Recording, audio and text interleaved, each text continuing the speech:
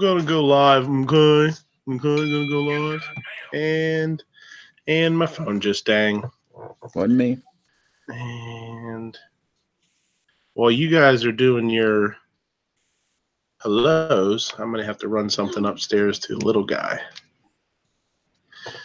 here, but that's okay. We can do that. So it's the after Super Bowl chat. I mean, I hope everybody had a good safe Super Bowl party if you had one, but if you didn't, then I don't know. I feel like I've never heard so many people not give a shit about the Super Bowl as this year. Everybody that I hear, hey, what are you doing? You watching the game? They're like, meh. I don't think I've ever heard so many people not really care. I'd be interested to see the viewership. With how many people they say watch and stuff. So we'll down in the Gun Channel's chat, DT Pfeiffer says start the day with the Travis and end the day with the Travis. There you go. He also said he didn't watch a game all year. That's what we were just saying off before we went live. Not a whole lot of football in this house for sure. And a lot of other people have said the same thing. I don't know. And I'll tell you what, I think the Patriots are hurting the Patriots themselves are hurting the viewership. I mean, they won again, apparently about 10 minutes ago, it came across my phone, but that was one of the biggest reasons is, you're going to watch the game. Nah, screw the Patriots. Nah, who cares? Nah, who gives a shit? They're going to win anyway or whatever, or it's rigged, it's a real bummer. So Speaking of Patriots. No. Oh, the man of the hour. Hey. The legend, the man. Of all time. Oh, no. David. Gary's here? Yeah.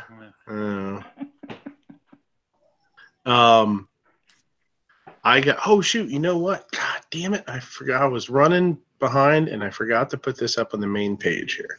So here's what I'm going to do. I'm going to throw this over there on the main page that we're live. Okay. And you guys, in this order, Gary, Glitter, David Bowling, Patriot, Rick, C4, say your hellos, and I'll be right back.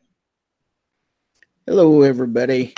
Gizzard Gary at gizzardgary.com.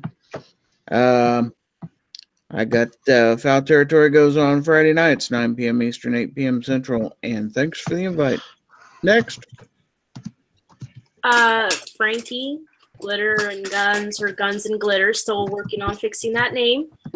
Just want to hang out and like my YouTube, and thanks for the invite. Want to have some fun tonight. Hello. I hope everybody's happy. All right. I think it's me next, I think. Anyway, good to be here. You plug my own self. I have a show on Wednesday night and Saturdays. 7 p.m. on Wednesdays, 3 p.m. on Saturdays. Patriots next, I believe. Oh, man. Well, hello, everyone. Thanks for having me, even though he ran off. You can find me on Rick's shows sometimes, on Midnight's shows sometimes, Gun Snob. You won't find me on Gary's because he doesn't like me, but other than that, I'm around, and I appreciate it. I hope everyone had a great Every Second Matters. That's about it. All right. We still got 2 more to go. That's it. Yeah. Well, I was listening. I was in the loop. The Rupan joined us. How you doing, buddy? How do I get an email that says you can't join, and 5 seconds later you pop in? What the hell's going on? It wasn't working with my phone, but I'm in. I'm in with the laptop. Oh, cool. Hey, thanks for having me. I've been putting out some random content about some stuff I want to do updates on, and I recently did a video about how to check headspace or bolt gap on HK roller lock guns, and I really, honestly, that's just for me, because I get so angry every time I gotta look up the specs. I had to go here, there, the other place, look for this manual PDF. Keep getting dead ends at scribed, or they want you to subscribe. So I really just did the video. So if I ever needed to reference the material again, I can just go right back to it. So yeah. Yeah, spacing's easy. Don't you? You just cut off like a number 2 pencil about the right size, and if it fits in the chamber or something, it works, right? I think that's how you do it. Yeah. Sarge, what's going on? Oh, nothing. Thought I'd pop in for a little bit. I got a text from Rupan. I was listening to another chat right about the time I got the message for this chat. So happy to be here. You at work? I am at work. But like I said, I'll be in and out, depending on what's going on. Absolutely. So, thanks for coming, guys. Yeah, got a kind of a fun panel tonight. Rick, glad Rick could be here. Rick does some great shows every week, man. Check him out. If you're not subscribed to him, make sure you do that.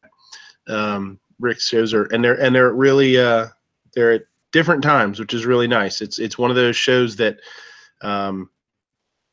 that kind of fills some spots in the week, which is great. It's one of those things that sometimes I even forget. It's like if it's a Wednesday or whatever or a Saturday, I'll even forget, and my phone will be like, "Oh shit, that's right, Rick's on." You gotta watch Rick's show. So that's really cool. I love it. Let's see who's out there. Gizzard was first. He's out there ready to pounce. Who else we got? Glitter and Guns. Kevin's out there. What's going on, Tack Daddy? I don't know if he's still out there. My chat just went berserk over here. Obnoxious. Did I send you a link? I don't know that I did. Oops. Send him one. I don't think I sent him one.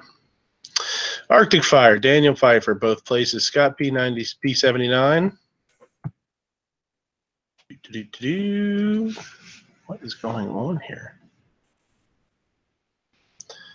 Phoenix is out there a long time no see. How you doing? Seven Wonders, Gun Loving Grandpa Stanley, Rupan's out there and in here. Slim Cowboy, what's going on, dude? Kingpin, obviously, you're out there. You're in here. Rob C, Vandalistica, Psycho, C4 Defense. All right. About 20 watching so far. Very cool. Okay, so I did get a call about 2 hours ago, and daytime sous chef called off. So I will be getting up at 5 in the morning to go into work, open to close. So not planning on running super long tonight, an hour or two, whatever. But I mean, we're not going to be pushing any marathons or trying to win any awards here. So I need to try and get a couple hours of sleep. Worked 17 hours on Saturday. So, and be hopefully possibly having off Tuesday, but that has not been a given. So rather not pull another super long day and then have to come in 6 days this week. But a couple things to talk about.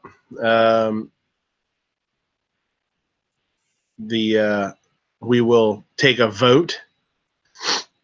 We will take what I want to start doing is we'll take a vote for the old wound up sumbitch of the week.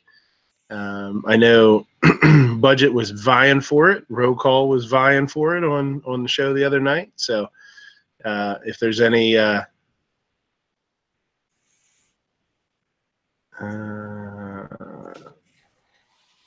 Seven Wonders, what the hell does that mean? It's a computer midnight. Email me tomorrow. I'll walk you through it. Oh, doing this stuff? Yeah. Yeah, I suck. Thinking about doing a new sort of segment for the for the channel. I think would be a little bit of fun. I also heard about Psycho. Can we swear? Yeah, as long as it's not too gnarly. Sure, have fun.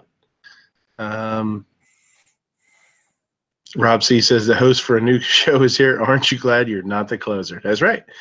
And his show was more than 37 seconds long this week. I was proud of him. That was good. Rick had a interesting topic the other day, and because I like to steal stuff from other people, I'm shiesty like that. Gun community versus gun culture, I thought was a really interesting little. What do you feel like it means to you, or what do you think those terms mean? I thought that would be kind of fun to talk about. If not talk about it, at least just get your opinions on it. I thought it was a kind of a cool thing. And last, there was one of the subscriptions I have is a guy that does, of all things, G.I. Joe reviews. He's got kind of a cool channel. It's kind of fun to listen to doing prep or something like that. He literally, he's just a G.I. Joe guy. He loves collecting them, and he does, reviews on them. That's really cool. He's very in-depth. He's really, really good at what he does. And honestly, what's kind of cool about him is he goes down to the point where, they talk about the guys that created them and all that kind of stuff. I mean, he'll do a review on just a figure, and it'll be like 20 minutes or half an hour long. But it goes so fast. It goes really quick. He does a really good job. But he even talks about the weapons, and it's kind of neat when they have their weapons or something. If it's a real gun, he'll say what the real gun is and stuff like that. It's kind of neat, It's kind of fun. But he mentioned that he's on a platform called Ko-fi, Ko-fi, and it's Patreon-like. So I haven't really had a chance to look at it. This was just a day or two ago that he had said it in a video that I caught it. And so I wanted to look at it quick online here, or, during the show, and see, if it's something that might be interesting to people. I figured I'd bring it up, and somebody that knows that's a little bit better than me, somebody like Clover or G, G's been around the block. Maybe they poke around over there and say, hey, this is a good plan, or this is pretty cool, or this is not as good as Patreon. So I haven't had a chance to look myself, but there's G throwing it in there over in the chat. Coffee.com. Oh, he's got one to go. He's already over there. Okay. Well, look at me. Look at me telling him to do shit he already did. G says coffee is so 2019. Yeah, you spell douche wrong, Psycho. It's not funny if you misspell it. So let's start with the gun community versus gun culture. I really like this topic. I thought it was pretty cool. So Rick, you're the father of this topic. What did you say the other day, personally? The gun culture. What is the gun community versus the gun culture mean? What did you say? I can't remember. Well, first off, I got to admit, I stole that. You stole it off me, and I stole it off somebody else. Oh, son of a bitch! That's a real hot topic, huh? Hot, like stolen. Yeah. Well, to me, the gun community is like us, who are all into guns here and stuff. To me, gun culture is a way of life. It's the way I see it. They're intertwined, really. But I mean, I was going about the person. The person I stole it off of thought it was two distinct, different things. And if you said you were in the gun community, as far as he was concerned, you were a wimp. Is it James Yeager? Yes. Yeah. Yeah. Why I hadn't watched one of his videos in about a year, and I just happened to click on that one. It just I wanted to see what he had to say about it. But he believes gun culture is people that will stand up for the Second Amendment and say it how it is. We're not politically correct in the gun culture, but under community, we're too pansy. We're too politically correct. And I don't agree with that. No, I don't. David down in chat says, here we go. Coffee equals candy. I don't. That's kind of an odd distinction, I think. And I'm trying to remember exactly how I put it in your chat. I typed in the other day. Put it in there. I can't remember what it was now. It was basically like, to me, kind of when you say gun culture, I think about everything that is in like I'm thinking like nationwide or almost worldwide. When you talk about gun cultures, like how are guns ingrained in our culture? How are guns ingrained in, our communities and our media and all that stuff? That's the gun culture. So different places are going to have different gun cultures, and different places are going to have pro-gun cultures and anti-gun cultures. Different places are going to have, different views. So the gun culture changes from place to place, I think. And then gun community would be people like we keep saying, like us. And it's people that have invited guns into our lives and integrated them into our lives, use them as talking points and sort of not base our life on them, but allow it to be a part of our lives. So that's kind of the way I would look at it. He would probably obviously doesn't agree with me, but Giz, what do you think? What the terms gun community versus gun culture? What do each of them mean to you? That's kind of a tough one. Yeah, it is. It is. It's either when I heard that brought up, I did the same thing. I was like, oh, geez, how the hell what would make them different? And other people, it seemed like they just jumped on it right away and they had a real quick answer. But I guess a community is a group of people, in this case, that have similar interest and similar values and stuff like that. So the gun community is basically the community as a whole who's, interested in firearms and interested in gun culture, which gun culture, I guess, is just that's a tougher one to define. But then I'd have to pin that down. I'm not sure I have a good definition for that. Maybe somebody else could come up with something. I'm kind of at a loss here, guys. Frankie, you just bought a fancy new gun. Yep. Tell us, why don't you tell everybody what you bought and then what you think of those two terms? I bought a SIG PS 2022 9mm. She's a beauty. Don't hold that against her, G. She's all right. She's all right in our book. Other than that, it's heavy compared to the little 380 that I have. So I went from a 380 to a 9. Glad for the little upgrade. I just got her today, so I haven't had a chance to shoot her. I do the whole outdoor range thing, and it's a mud pit back there.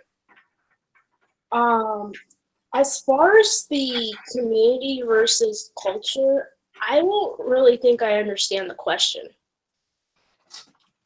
I'm sorry. I'm just thinking like, okay, gun world, you like guns, you go shooting, you make friends. I don't really understand.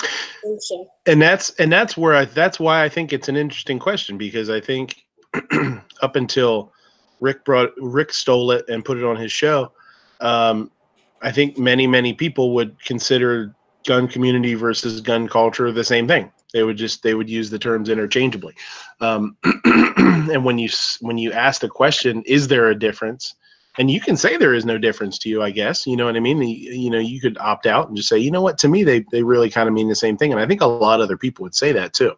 I don't think you're the only person that would kind of melt them together. But when you really get down to think about it, would you personally think there's a difference in those two terms? Or Local 223 out there says the culture is the customs, arts, social institutions, and achievements of a particular nation, people, or other social group. That was what a culture is. Pfeiffer down there says culture is the lifestyle of owning and using them.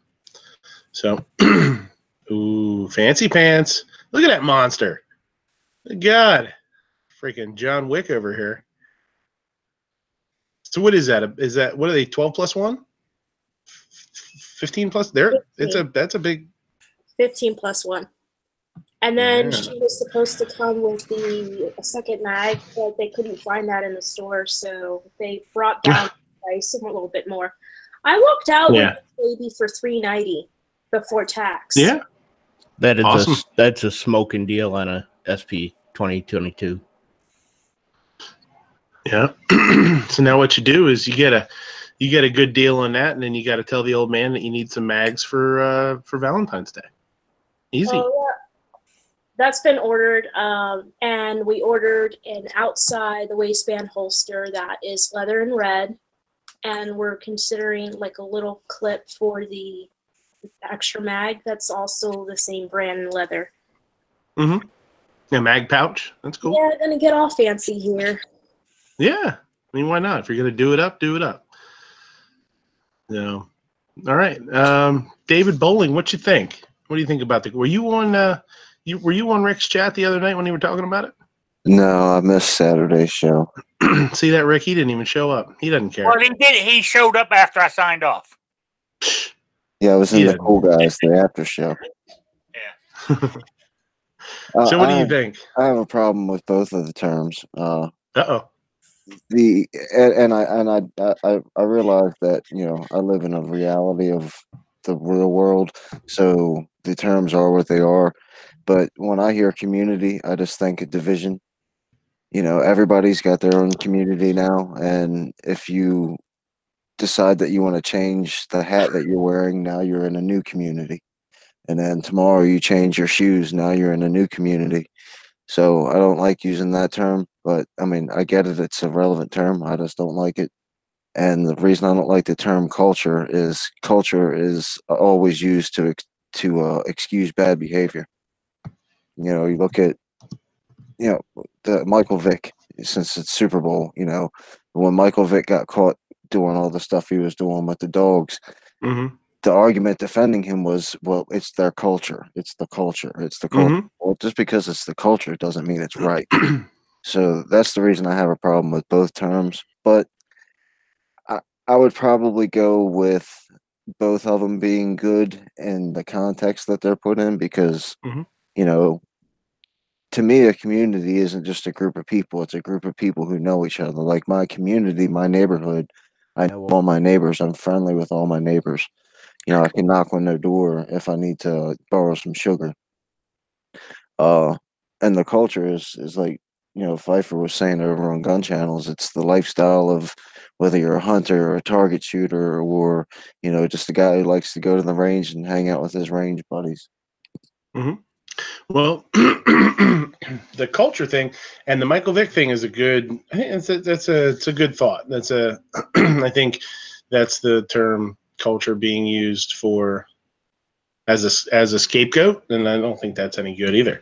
But the community thing is culture as a scapegoat, or the culture he was raised in, or the culture that he lives in, not just the word or the description. Well, that's what I think he means, but that's what he means. There's a word association to some of it, I think. John of Coins, how you doing, buddy? You were talking about wearing hats, and I think, you know, what's funny is one of the first things I thought. Excuse me, hold on one second.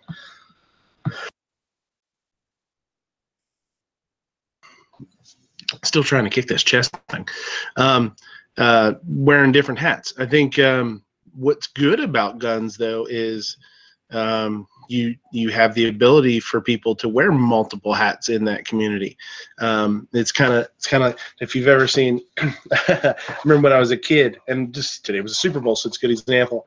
People will have, you know, have you ever seen the double-sided hats where it'll have like one team on this side, you flip it around, it has the other team on the other side. You know, we all have different interests, so, you know, your one hat maybe has, you know, multiple sides. So, you know, being in the gun community doesn't mean that you can't overlap from that community into another one, into another one, into another one, and hopefully draw people from the other ones into yours. So I don't think that's necessarily a bad thing. Obnoxious is here, so you've got 4 seconds. Go. And done. Oh, his screen went gray. So much for him. This is what it's like being left out of the invites, and then getting it through the Hangouts, and it won't let you join, and then you gotta beg Sarge to send you a link so you can get in. It's interesting how that works. This is how it feels. It's like nothingness. Hey, I've been there. I know what you mean. That's okay, buddy. One day we'll remember you. I We'll remember so. you're out there. I felt so lonely. I mean, Sarge didn't show up last night, and I get left out tonight. I was starting to think that you guys really didn't like me. Well, I'll tell you in a little bit what I did, what I got stuck doing for the entire time of your chat. I would imagine it must have been pretty good because I figured you'd be in for at least something. So I figured you were out of cell phone range the entire time. So I'll tell you. AKA, he found a nice warm parking lot to take a nap in and totally forgot about you.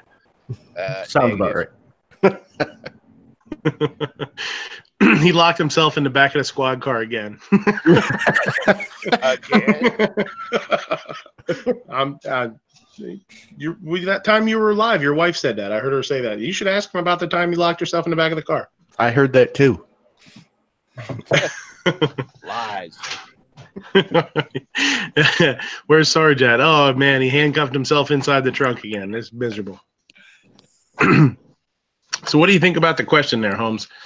Culture versus community. Is there a difference to you? And if there is, what do you think it is? I think that we are in an online gun community and in a smaller community, but we're all part of the gun culture because the gun culture includes,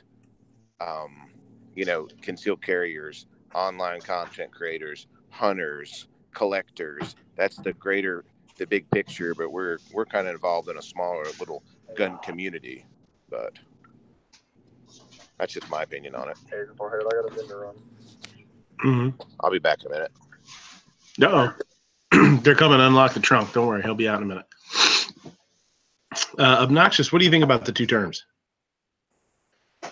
Well, I think I'm kind of in the same boat as Sarge. I think we've got a community, and like Kingpin said, is a community is people that you know that you can go to if you need somebody that you talk to on a regular basis.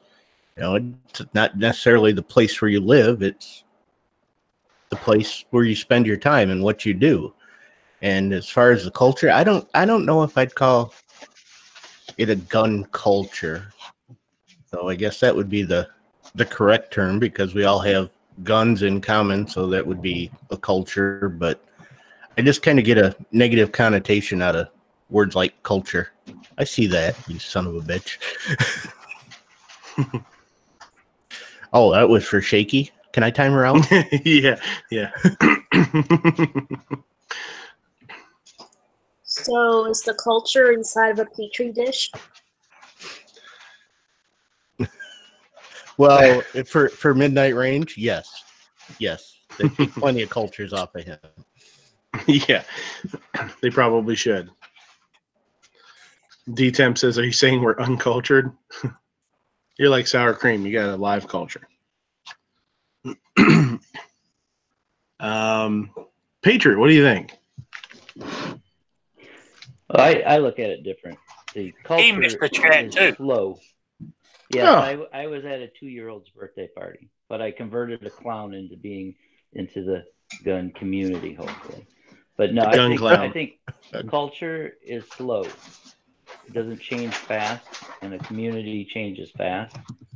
All this uproar that we get in and the day-to-day motions is a community, something that's living and live. But culture, to me, as far as the gun culture, is when you go to an old theater and the handles for the restroom are pistols, or things like that mean how people actually notice. If you're walking along and you see firearms or something in everyday life, that's the culture, where it's not noticed and it's not a big deal to anybody because it's there. It's something that we're used to, it's normalized. Community is more, the day-to-day movement and, give and take between people, I think. But culture is slow and community is fast. Mm-hmm. And know that all that background noise is not me. No, we're good. We can't hear it. Okay, because I have a lot of background noise I hear. No, it must be the blind guy hearing stuff. Yeah, that Daredevil shit. Rupan, what do you think? Mm-hmm. And it sticks. No, yeah, I agree with you, and I agree with. I already forgot who said that. The culture itself can usually be used to explain something. Like that. Good example of that is that guy who wore blackface to his dressed up. The Democratic guy, was he mayor? Dressed up as Michael Jackson for Halloween. You know, people can you can easily just in your head go, oh, well, the culture back then was it was funny to dress up in blackface, so that's cool. So yeah, I do agree. It is used a lot as like, oh, this is what the culture is. But I get what I missed Rick's show, but I get what James Yeager is saying. He's kind of like calling out. He's pretty much calling the entire gun community a bunch of fuds. Anybody who considers himself part of the gun community, I believe that's what he said. Because we're all not screaming shall not be infringed, so therefore we are not being effective. I don't know. He's done that before quite a bit. He's called out people, and I don't know if I can't remember if he used the word slave states, but yeah. So I posted one angry comment one time. Like I was 10 when Mitt Romney signed in the major gun control bills in 1998. So it was kind of like F you, James Yeager. But I don't know. So yeah, what I'm saying, the culture is like a whole thing. It's all of it. It doesn't just include Second Amendment. It includes movies, how people perceive things, all that BS. And the community is us. You know, Gun Channels itself is its own separate community. The gun tubers, there's different. I mean, I guess we're one community as a whole, but there's all these little different tiny communities everywhere. Like you can jump into other groups, I don't know, like primary and secondary. I don't know if anybody else watches them, but it's like a whole other little niche group. I don't know. It's the best I can do. Thanks. Oh, that's all right. Anybody, Gizzard, what do you think? We gave you a little time to think about it. You come up with anything yet? Not definitively, no. I think he was just going to say he agrees completely with me. That's what I thought he was going to say. Well, I usually do, but I don't want to. I don't want to disagree with Patriot anyway because he's already he's got a bone to pick with me. I just came and I open up his chat, and the first thing I hear is Gary say, "Well, I don't care, but I don't like Patriot." And so, you know, I mean, it just turned. We all heard it. I didn't get a link, and it was just, I don't know. So whatever Patriot says, I go along with, because I think he sees fairly clearly what the situation is. So. They say Patriots. The Patriots are winners. They say. Greatest of all time, or goats. I warned everybody last night not to bet against Belichick and Brady. I just don't bet at all. Yeah. Yeah, it is. It is kind of. I'd be interested in what was the. I'd be interested to see what the odds were out in Vegas.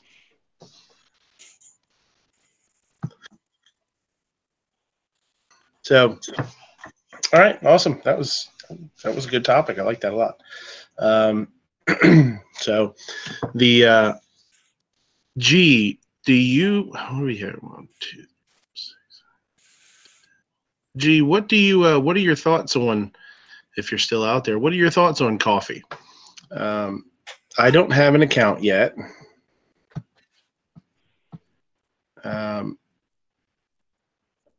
But I may sign up just to have one if, in fact, you know, it becomes a thing for anybody here. They're saying there's $9 million paid to creators so far. Get paid instantly to your account, direct from your fans, no platform fees. So I'm guessing the fees come all from the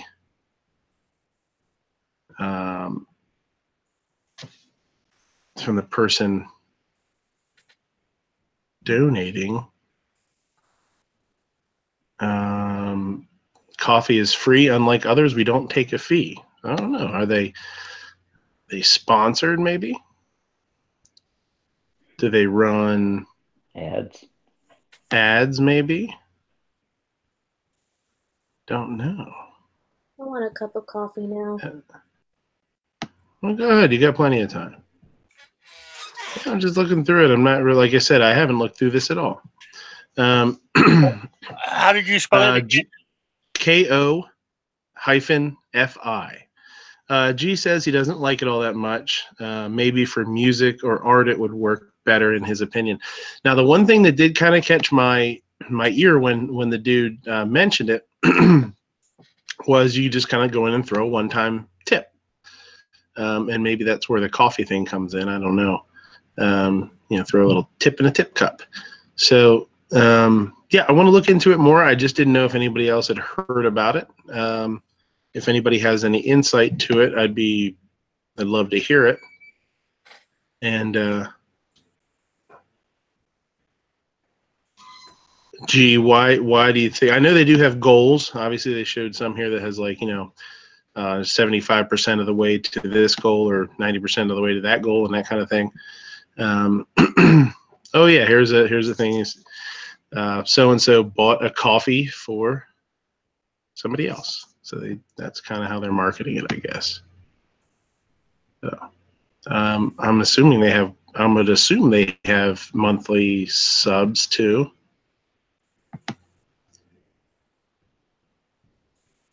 No commitment, no schedule to keep. Supporters tip when they can. So maybe they don't have. Maybe they don't have a monthly thing. I don't know. So I don't know. Take a look at it for yourselves. I may shoot a link to, Clover too about it because he loves to look into new stuff. And if you get a second and you want to talk about it, let me know. Be interested to see what you thought. So, Snob's down there, the Gun Channel's chat now. She's running away from you, obnoxious. She doesn't even want to be in the same chat with you. Look at you out there without your wrench. I'll give you your wrench back, so you're not. I've been infringed. So you won't. First, Sarge doesn't show up last night. Then I don't get an invite. Then my wrench gets taken away. Then I get timed out. Yeah, I'll give you your. Do you need a shoulder to try on? You guys are gonna hurt my feeling. Oh, the whole thing, the whole feeling. The whole feeling. That's brutal, man. That's tough. That's rough. So, does anybody have any nominations for the Wound Up Sumbitch of the Week? I'm gonna nominate Snob's wife. Hey, there was no gun gals tonight, was there? She was too wound up. Oh yeah. Yeah. Something about she was just too depressed after midnight timed her out last night or something. That didn't. I don't even remember that happened. I don't think that happened. I don't think that happened at all. Pretty sure that was. Pretty sure that was Snob. I'm pretty sure that was you that did that. Because we got. I got enough trouble dealing with her. I don't need any more. Here's what I want to do. If people actually want to make this kind of like a weekly thing and make it kind of fun, is people have to tag the rant in the video. So if you're watching a video, you go back and you throw a little timestamp in it, right? And then you email it to me so I can watch it, and we'll play them on the show. I've got one more question about the rules. There are no rules, but go ahead. Is Night Strike exempt from winning? No, nobody's exempt from winning. But I'll tell you what, the last couple weeks he hasn't been in the running compared to the other guys. So I find that hard to believe. Yeah, I'm telling you. It was roll call and budget this week on the same show. Okay, I thought Mike was really going to go bananas there for a second, and he took a couple of deep breaths, and I was really bummed out because he calmed himself down. I was like, shit. Like, damn it. Warsaw says, you hear about the new movie coming out to be released in theaters. Liam Neeson. Guess what movie it is? I don't know. somebody attacked his family or friends, and he was going after them. Like Taken 16. Yeah, the first one was. I love the first one. The second one was. The second one was okay. Man, David, First I one was was just really about good. to say it. I couldn't get to the mute button though. And did anybody see, is Fast and Furious apparently going the superhero route now? Yes, The The superhero supervillain route, is that the way Fast and Furious is moving now? Who knows? I haven't watched a Fast and Furious movie in about 10 years. He said the movie is Cold Pursuit. Is that a remake of something? Oh, it's a vigilante movie. Makes no sense because he's super anti-gun. Why would he do a movie with guns in it? Maybe they don't have guns. Maybe he's a vigilante that only works with, I was going to say legal weapons. You wouldn't be allowed to use asps or brass knuckles or anything like that. It would just be pepper spray and the occasional, I don't know. Key fob. No, see, I was going to say one of those key fob stabby things. Monkey Yeah. I want to see him use a bolo. Monkey fist. Since he's an actor, you're supposed to understand that movies aren't real, but don't let your kids play violent video games because that makes them crazy.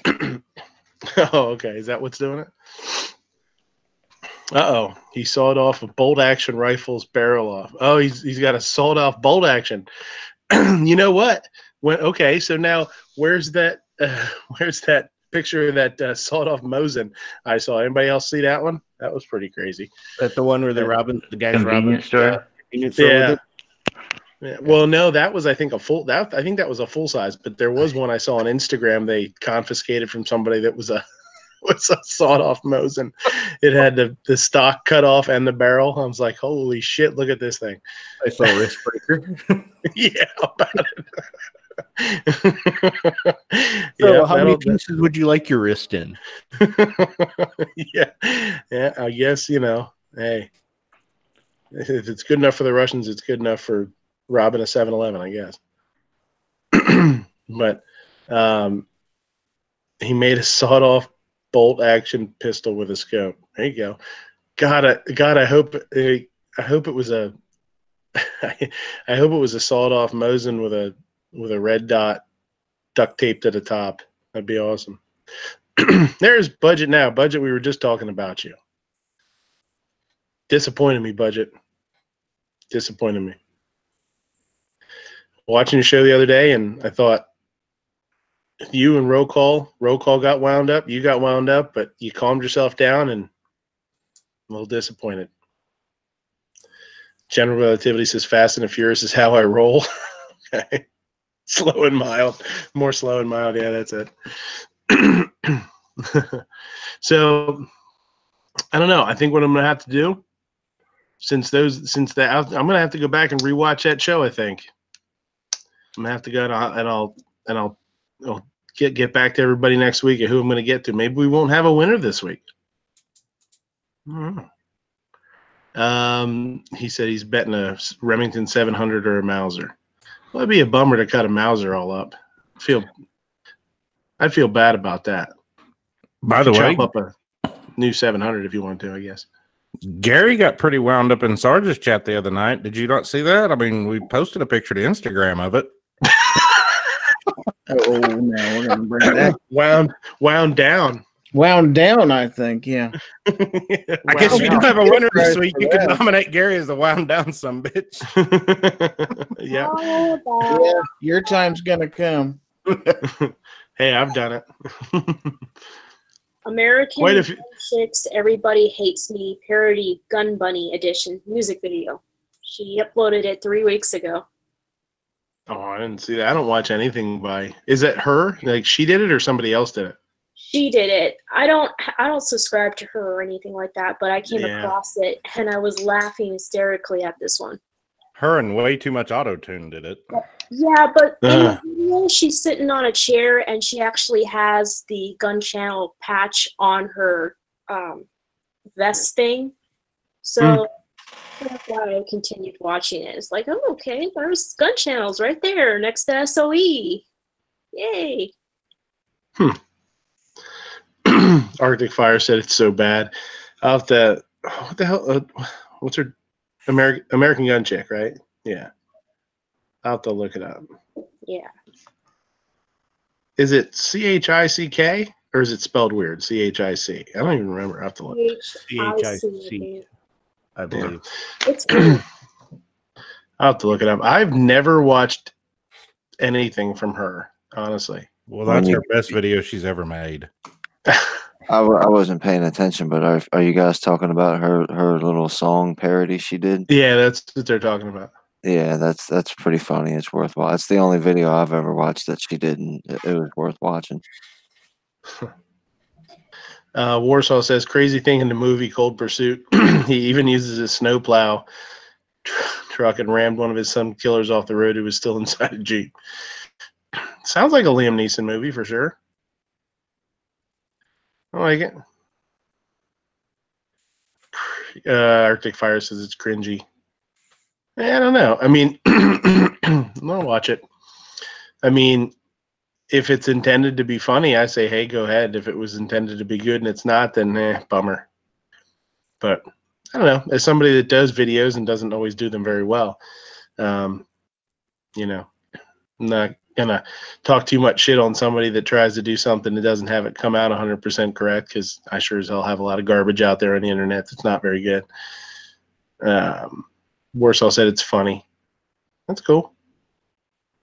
So check it out.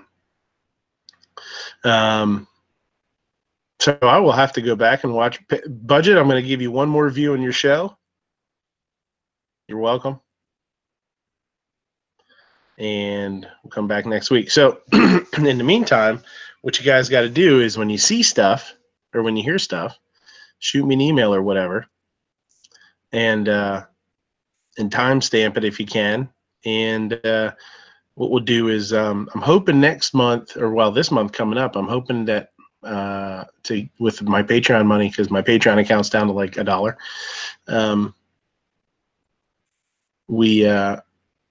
I'm hoping to get a P.O. box, so we could use that as a little giveaway thing. Whoever wins it, you know, we'll do a little giveaway or something once a week, or you know, maybe if it's the same person or something. If Mike keeps winning it, hell, I'll just, you know, we'll have a little plaque made and send it to him. Wound up some bitch of the year, if he doesn't have a heart attack first.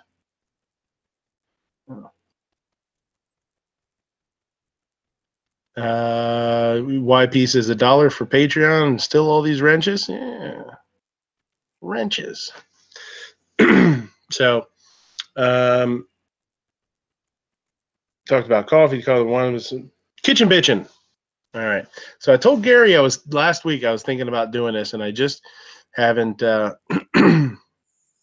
haven't gotten around to it. I haven't had anything that really hit me yet to do enough bitching. But it's going to be thinking about starting to do a segment and call it Kitchen Bitching. And, you know, one of the ones that hit me the other week last week was all this abortion talk and stuff. Really got me, like, I've been thinking about that a lot lately.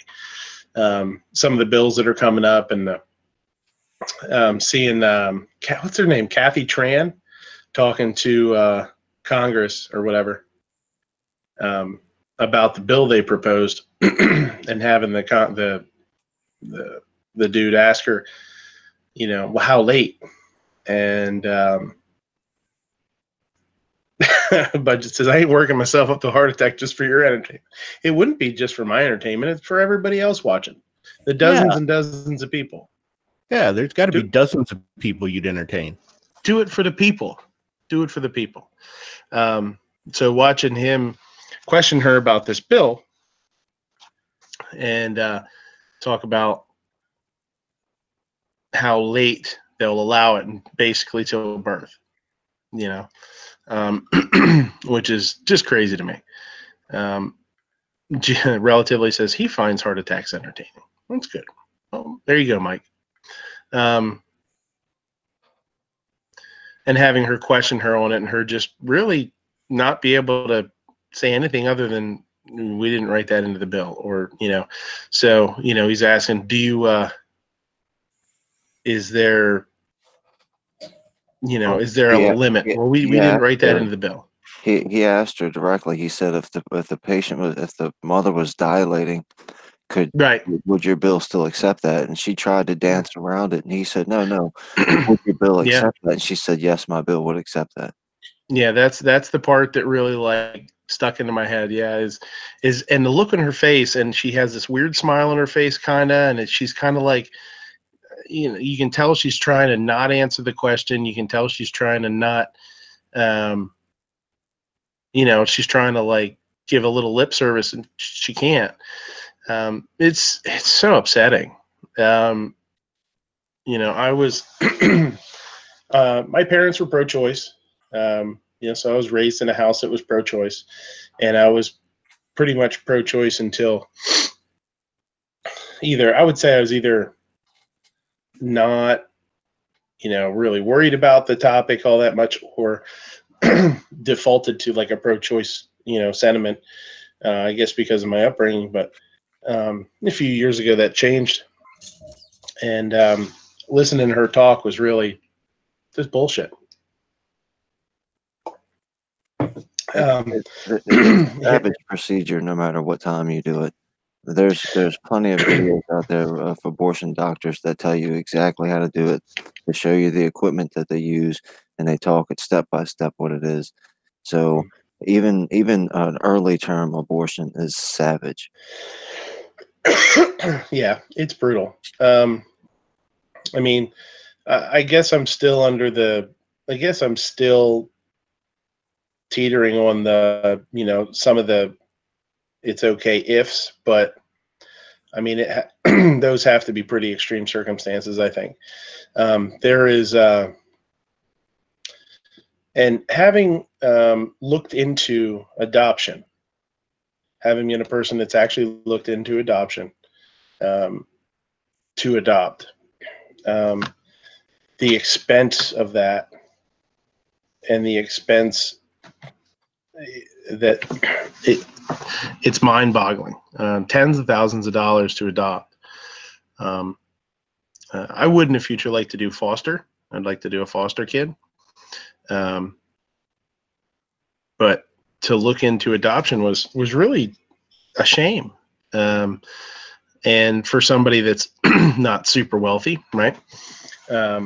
I don't, want to say paycheck to paycheck or whatever, but there's a lot of people out there that are paycheck to paycheck, or there's a lot of people out there, a little bit of money in the bank, and they're comfortable and they're doing well, but can somebody go out there and put out $20,000? After you've done that, then do you feel like you're, what kind of shape are you in to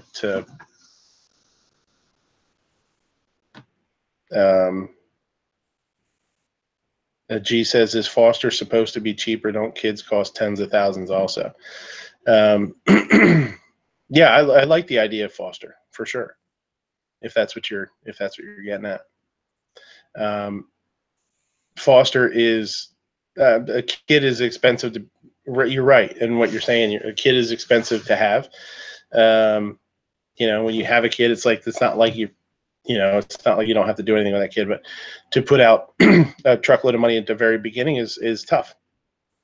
So, I think if you're going to put subsidies towards something, it would be nice to put subsidies.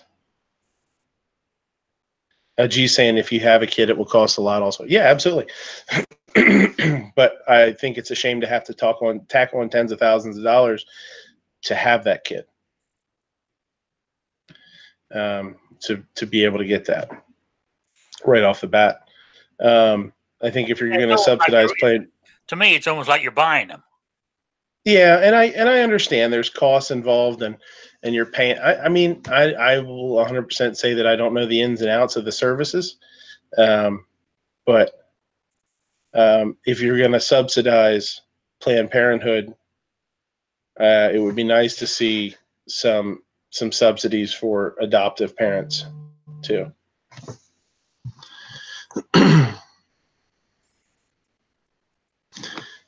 My wife must be listening to the show, because she sent me a text that says adoption as of 2014 was approximately $75,000 with an average of 1 to 2 families you invest into without getting the baby in the end. It's because everyone wants babies. Yeah. I have a friend that went through it, paid. I doubt it, know. but okay. Okay. But they went through it, paid, I don't know what kind of money they paid, tons. And then they had the kid for like 3 weeks, and the mother. I know what you're going to tell me, man. And oh boy. Yeah, I knew exactly what you were going to say when you started that sentence. Yeah. That's the difference between an open adoption and closed adoptions. There are, and we talked about this too when we looked into it, was open adoptions where the parents know who the people are, and there's stories of parents that have given kids up for adoption and then just sort of showed up and they want the kid back. And it's tough. I mean, that tugs at your heartstrings both ways, right? But yeah, there's, I watched a video a couple of years ago of the cops tearing like a 3 or 4-year-old out of the hands of somebody that, because there was no limit on the amount of time that birth parent had to get the kid back. And holy shit. Boy, that just brought tears to my eyes. And not that birth parent doesn't have rights, I mean, I don't know. I'm not trying to judge that here, but G saying you want free foster kids. No, I don't want free foster kids necessarily. But I think maybe I do. Maybe I want people that have a home that want to bring a kid into their home should be able to do that, and not have to jump to monetarily put themselves in the hole and put themselves in some hardships to do it. I think there's a lot of kids out there that need an awesome home to go to, and if somebody wants to give it to them, I think they should be able to give it to them. If you're going to fund people to have abortions, I think you should be able to fund people to take kids in too. I know, if we wanted to, I think if we wanted to do it, and we're good, and somebody's a good family, they can raise a kid well, good people, then yeah, I think you should be able to do that. I mean, I can see, and I know that child, up until that point of adoption, that child has accrued costs. And I guess I could see where they're saying, like, well, you're paying this so that they can repay some debt that child has accrued, in the system or whatever. But I look at it if you're vesting money because it shows that you are serious about it. Now, if they would take that money and then reinvest it in that same kid, that would be cool. Like, hey, I have to pay X amount of dollars to show that, we are serious. We want this child. And then when that child comes of college age or whatever, oh, here you go. You can have that money back. It's just like a deposit. Yeah, no, that's cool. Because you got to have some kind of money, because you can't just say, we're going to give you free kids, because there are a lot of, I don't know if that's actually a way to vet people or not, because money doesn't really make good people either way. But, there's got to be some way, obviously there's a long process of vetting people to make sure that they're okay to have children or whatever. But. No, I get it. And that's a tough thing, though, to say that only if they can come up with money up front in some certain way are they proper parents, or are they going to be proper parents? I mean, I get it. I get it that you don't want to. People, I guess you can look at that and say, like, well, if they can do this, then they'll be able to uphold the strain of having a kid, because kids are freaking expensive. You know what I mean? Like, brutal. You have no clue yet. Well, I understand. Are there at different places they charge different things? I mean, obviously there's you get your different locations that you can adopt from, but like the church adoptions, are they any different? Yes. Yeah. A lot of times they are. Yeah. Yeah. The tough thing is with, again, like a lot of times when you get into it too, is the open versus closed adoptions and stuff like that. That can be a deal breaker for some people because they want to keep it a closed adoption so that the birth parents can. My my best friend in college was adopted. He's originally from Texas, and his birth parents his adoptive parents got separated. His adoptive dad stayed there. His mom came to Jersey. That's where I met him. And while we were in culinary school together, he got in touch with his birth father because the way the adoption was, they both had to be looking for each other. If one was doing it, it wasn't enough. They both had to actively fill out the whatever forms or whatever to find each other.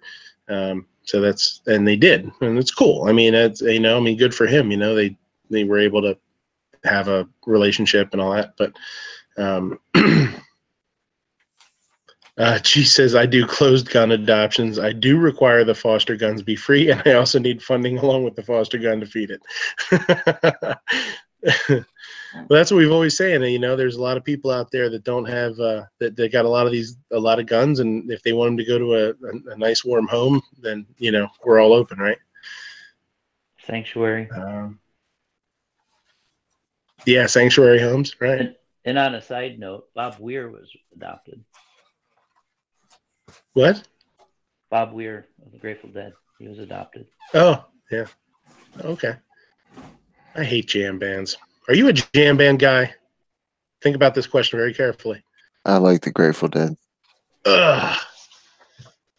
Oh, Christ. Well, I gotta go. See you later.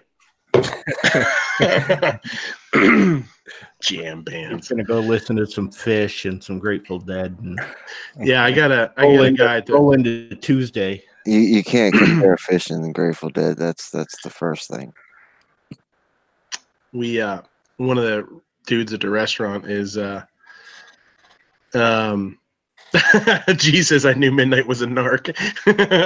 We one of the dudes at the restaurant's a big Fish head, right? And he'll leave and go, and go on tour with him for a little while or whatever. And he's not hippie, but he's hippy dippy ish. You know what I mean? And he'll go and sell stuff, and he does his thing. But yeah, I'm always joking about it, and we were teasing him about it and stuff. And he'd be like, "Yeah, they played a 3-hour concert." I'm like, "Well, how many songs is that? Like 2, 3, maybe? Like, what was that?" He's like, "Yeah, I know." He's like, I even lose it sometimes. He's like, "I've had a couple of drinks and I don't realize it. It seems like the same song, and it's been like an hour." And it's That sounds like the Grateful Dead too. Yeah, Fish, Grateful Dead, yeah, all those jammy bands.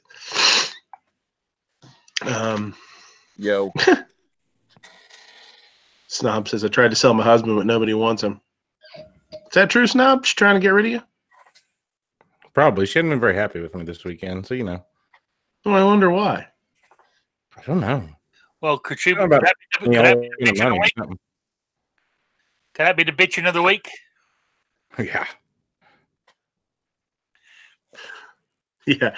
She's did she put him up for adoption though? Or is it more of a foster situation? We got the wound up son bitch of the week, and then Snob's wife has just been calling him the son of a bitch of the week. Somebody I spend too much money and don't let her buy a couch or something. I don't know. Has something to do with that. Do we have nominations for this week's? No, I'm gonna go back and re-listen to it, but so far it's either roll call or budget again on Budget Show. Run it through the panel. Yeah, we can run it through the panel if you guys want to. I'm going to go with roll call because he gets so wound up so often that eventually, you just got to give him like an honorable mention at least. Well, what we got to do, here's what we got to do with roll call. Plus, if he gets his winnings, he may be able to get that fan to blow his internet downstairs. What's his bigger fan? What's his Cindy? Cindy. I was like, yeah, Cindy probably closes the door just so he shuts so the show dies and gets out of the basement. But that's what we got to do. Here's what we got to do. We got to figure out. Somebody's got to do a little research and try and figure out the magic number of what is roll call. What does roll call drink? I don't know. He seems like a PBR kind of guy. I don't know. What we got to do is figure out, we got to get a hold of Cindy and figure out what the magic number is. How many beers roll call needs to get really super wound up. Well, he's a Cubs fan, so it should be old style. Yeah, like old mill pounders or something like that. Old style. Old style. That's what they serve at Wrigley Field. Oh, that's the type of beer? Oh, okay. Yeah. I got a buddy that's a huge Cubs fan, and he's lived all over the country. And whenever he went back to the area, first thing he'd do is get himself a case of old style. Yeah, it's not good. So we got to figure out, is it 12? Is it 13? Is it, a little lower? And we got to figure out, we got to get her to put that number of beers downstairs for him for every show. And then we'll, the fireworks will ensue. It'll be good. Gunpowder's out there. What's going on? 2 Live Moo. What's happening? Eat more chicken. So I don't know. The moral of this story was, the beginning of this story anyway, was that I'm going to probably, don't be surprised if every now and again you see a video or two pop up with me bitching a little bit. Sort of squibbish, maybe, squib or Matt Hansen styley, something a little something.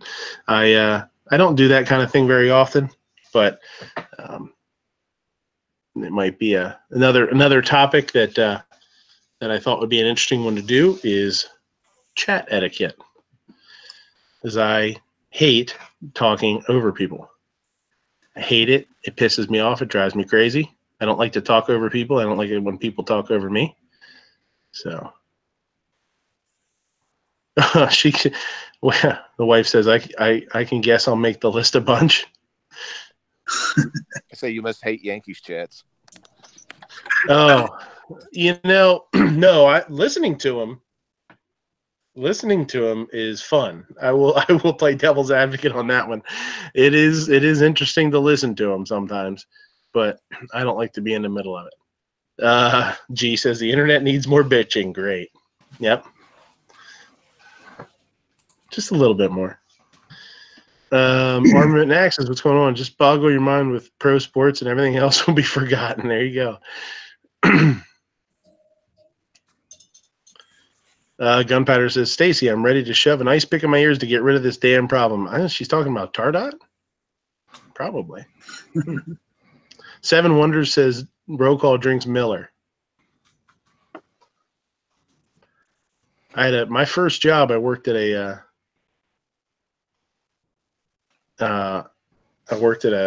little restaurant, little bar. First time I ever saw old mill pounders. We had one guy that came in every Sunday. I worked every Sunday. He'd sit down at the bar and just drinking big ass old Milwaukee pounders. I was like, God damn, that's a lot of beer all day long. Ozzy says, my wife is not happy with me either. My divorce papers gives me the right not to care. That's awesome. I don't know. So what's up, guys? What do you think? I'll shut up for a little bit here. You guys have anything you want to interject with? Feel free to tell me I'm an asshole and shut the fuck up too. That's okay.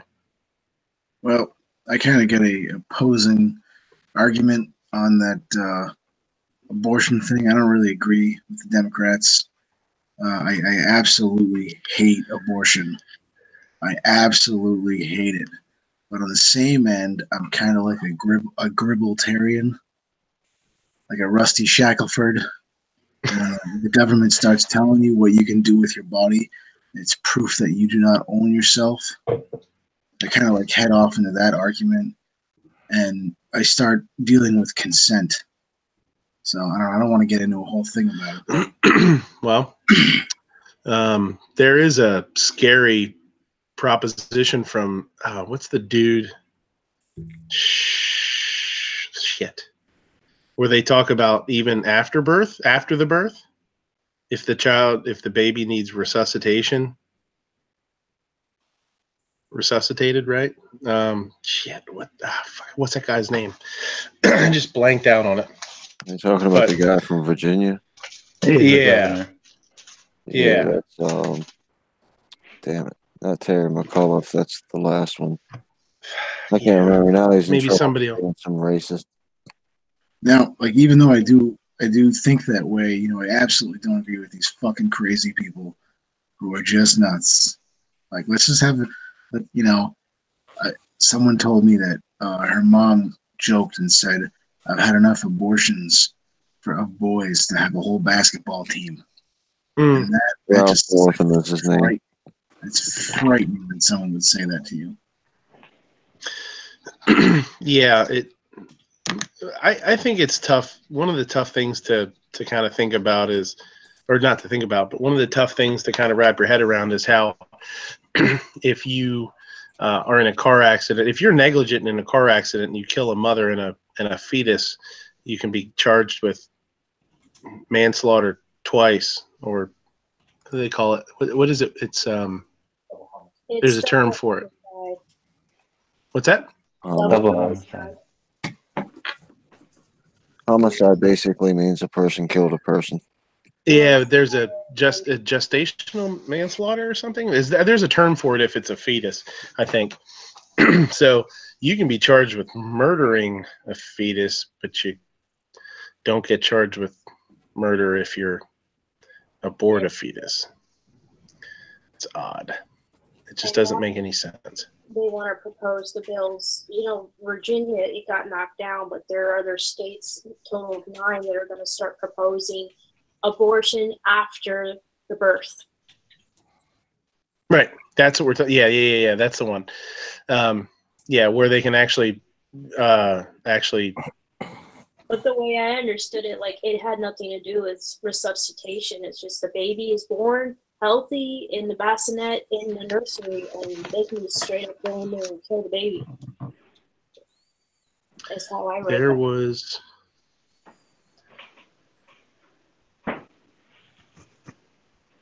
No, that was different. I had done a couple of. Had found a couple of articles, and I'm getting them all. Got them all lost. Yeah, Ralph Northam.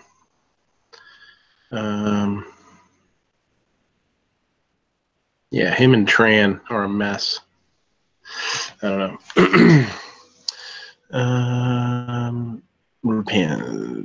If the government can tell you what to do with your own body, no matter the circumstances, is a proof that you do not own yourself. Kind of like drugs. You should be able to poison yourself. Yep, the baby has the same rights, though, don't they? Well, yeah. Murder's already illegal. Right. Yeah. It's an argument that I'm not.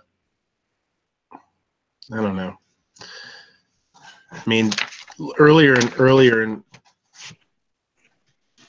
the problem with, you know, you can trying to read the chat here. You can do whatever drugs you want because it's, you know, yeah, that's fine. You can do whatever drugs you want, but I don't want to have to pay for your drug habit. I don't want to have to pay for your. Oh, no. You know, I don't want to have to pay to scoop your dead body up off the sidewalk either. I mean, just, you know, all the Narcan that gets used, you know, when I make my point, that is not, like, you know, my point includes the, you know, disabling the entire welfare state. So. Narcan has become a safety net. It's been abused from its intended purpose, and now it's become a safety net. Yeah, let's see how much I can get on this bender. Let's see, they'll bring me back to Narcan this time. It'll be It'll be lots of fun. It's true. It's exactly what's happening. It's become a safety net. It's exactly what it is. Hmm. John Brown says Ralph Northam's a sick, evil piece of shit. He knows him well. John knows. What twists me up is now everybody's all bunched up about the KKK or blackface photo and the racist stuff that he's done. You know, when he was running for governor, he was doing all kinds of racist stuff by putting out the video of the guy in the black truck chasing the little, black and brown kids around the neighborhood trying to run him over. Oh yeah, it was that guy. Yeah. And yeah, the stuff doesn't end. Ralph Northam is a vile, vile human. He's a disgusting creature, and I can't understand for the life of me why they elected him. But the fact that he was all right with killing babies on an operating room table after you've delivered them, nobody really cared about that. But as soon as he might have did something racist 30 years ago, everybody on the left is all twisted up about it. Well, I don't know that they are. I mean, this has been out for a little while, and it doesn't seem to be all that big of a deal to a lot of people. They're not making a big deal out of it, but everybody's put out statements, from everybody in Virginia to Nancy Pelosi to all of them have said that he needs to resign. Views like that are not what we stand for. This is not who we are, kind of stuff, and he needs to step down. Yeah, even about Clinton, the picture. Even Hillary Clinton posted it.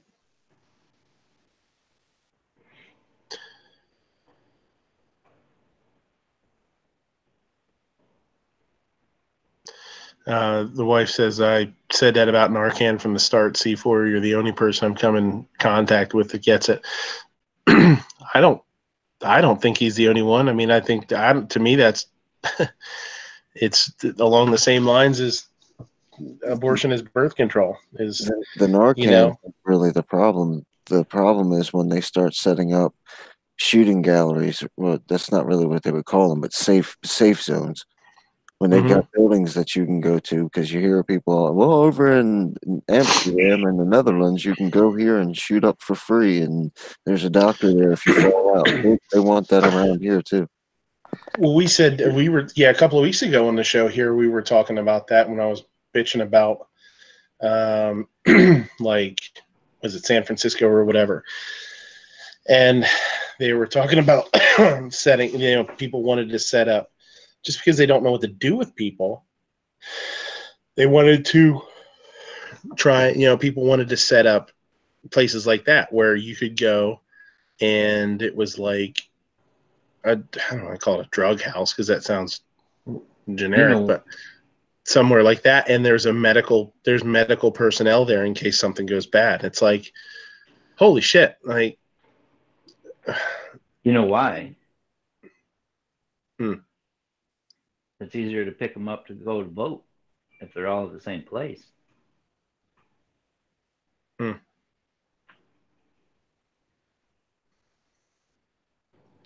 we were saying about what we were saying about the Narcan, what Mia said was, we don't have clinics like where they'll assist you in shooting up yet anywhere around here, but there are clinics that will have no questions asked Narcan supply that people can walk in and get and take with them just as much as they want. And really? Yes, some people leave with a backpack full. I had no idea that was even a thing. Yeah, it's like that around where I live at too. It's not uncommon at all to find one of a group of people, or when you go to a scene like where someone has OD'd, and one person will have the backpack full of Narcan. Now, it's just like anything else. No matter what the intent is, it can be abused by the wrong people. It's a novel idea, and it's a great idea, and people mess up a lot of things, just like normal. Now, Sarge, have they figured out a way to work the Narcan into their cocktail? No, because it reverses the effect immediately. It'd be like mixing your methadone with your heroin, and it wouldn't turn out good for you. one counteracts the other. Yeah. It would just nothing would happen to them. So that, and sometimes people wake up and they're upset that their high's gone. That Not happens the fact that pretty they just frequently. Yeah. were brought back from the dead, essentially, but that their high's gone. Well, most of the time they don't realize once they're into that state where you need to hit them with Narcan, there's what you would describe like an alcoholic's blackout. They have no idea that they're that far gone. And then when you bring them back and they start sobering up, they're like, "Oh, I wasn't like that. You know, I nodded out. You ruined my high," kind of stuff.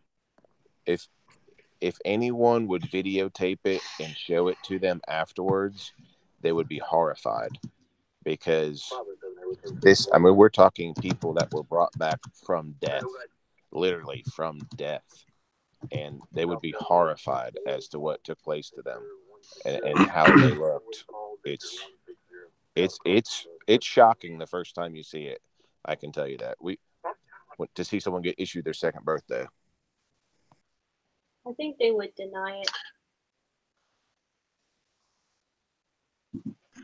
Without proof, you're right. Without proof, they will deny it. G down in the chat, we're talking about having the safe houses or whatever you want to call it, with the somewhere to go for drugs and have a medical technician there or something. G down in the chat said there are ambulances at every rowdy concert I've ever been to. So he's saying, I think he's, meaning like they're going there, and I don't want to speak for him, but I think his statement is, I think you understand what he's meaning, like you're there to take care of people if they make bad choices, bad decisions, or something happens. So I agree with it. I understand what he's saying. If there's a plan to help get them better, but if it's just to condone the behavior, I don't agree with it. Mm-hmm. He says they will assume people will overdo it. Yeah, I get that, but yeah, I see what Sarge is saying too. It's just how much of it is protecting people and saving people's lives and possibly helping them in some way to get over or get better or get over their addiction or whatever, and how much of it, what's the percentage of that as is an enabler to people so that they feel more confident and they feel safer doing the drug. What's the percentage of each side of that out of 100? I think that was a better way to put it. Yeah, if you're enabling it, I'm not in favor of it. If you're trying to help them, and yes, maybe they have to continue as you ramp them down and whatever assistance, therapy, rehab that they need to help ramp them off of this, I would agree with that aspect. But like you just said, the enabling, no, I'm not down with that at all.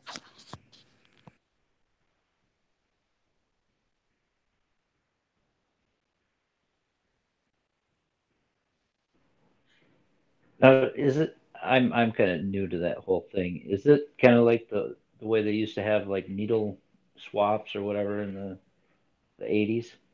Yeah, and they still do that, I think, in a lot of places. Well, I don't know that they swap so much as I think there's a lot of free programs, just because, you see them all over the place in certain city, like, I'm talking about San Francisco. So there's been a lot of, I just watched a short documentary from a guy that did like his own, his own little thing about it. And it was just really interesting. And he went out and he talked to people, but he also showed a lot of places that were just, he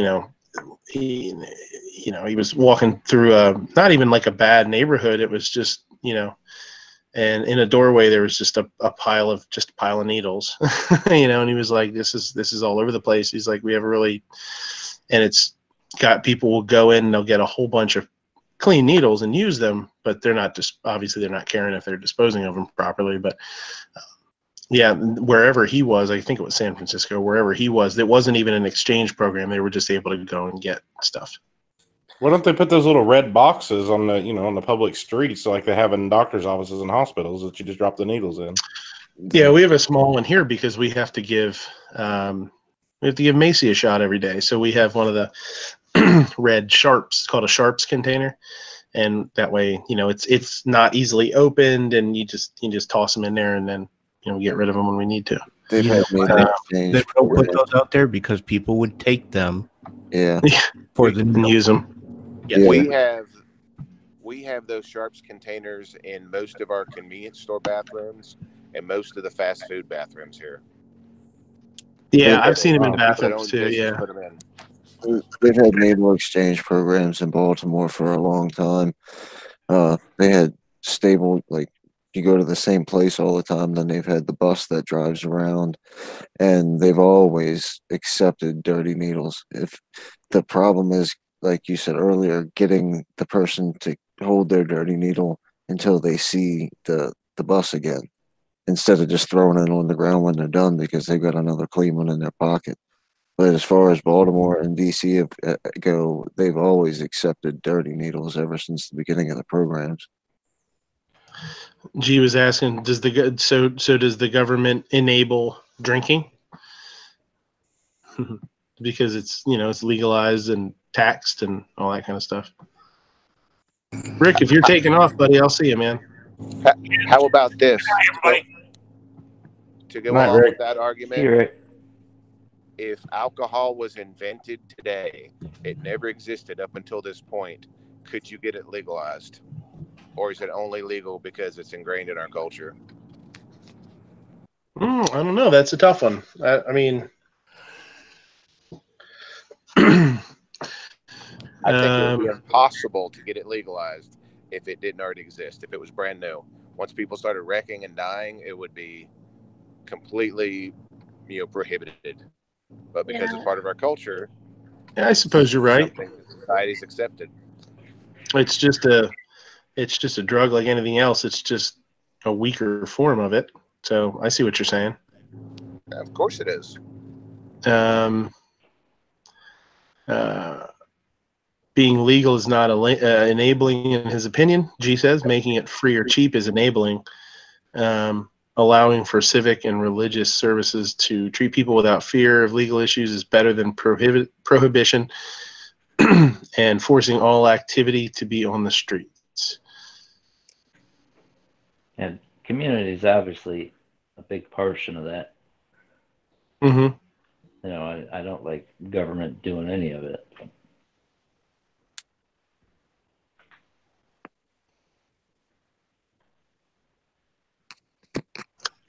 That's why we're a charitable nation.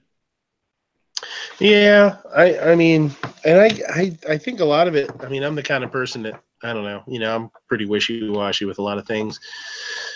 I get myself in trouble because I look at both sides of things too much, and I'm a very empathetic kind of person. Yeah, you don't like jam bands. I don't. Don't change. Yeah. Keep looking at both sides. Don't yeah, change. And it's hard because it's I don't take I'm not really good at taking a whole lot of hardline stances on things, and I look at it kind of like we're talking about now, like, and what the wife said out there was people will always find something to abuse. Kids get high on Robitussin and pills, over the counter stuff. Who knows the answer? Who knows the answer? I mean, there is no answer really. It's just what direction do you go in? What's the best thing to do? Is it and some people will say like everything should just be legal and let it sort itself out, and whatever happens. And some people will say make it all really illegal and throw those people into an institution, some sort of institution, and if they're caught doing it for their own good. I don't know. It's tough. I don't know what I think. But that's what's kind of fun about these shows too. It gives us a chance to just talk stuff out and see what happens. And we lost Frankie too. See you, Frank. Sorry, I didn't notice you left. She took her nice new gun with her, too. That's bullshit. She could have left it for us. I wouldn't have left it. She got a smoking deal on that thing. Well, she got such a good deal, she probably should have donated it to the channel. She'd buy another one. They give her another good deal if she told them she wanted another one, I bet. You know, you're probably right. Mm-hmm. Yeah. Could have had fun with that thing. Well, we've convinced Jorge that he wants to make moonshine now, so.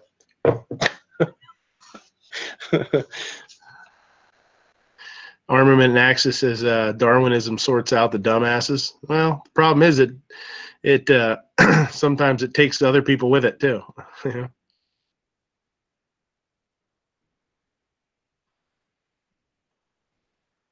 The global alcoholic drink industry exceeded $1 trillion in 2014. Local 223 says. Apple pie moonshine. I don't know. I don't know what to think.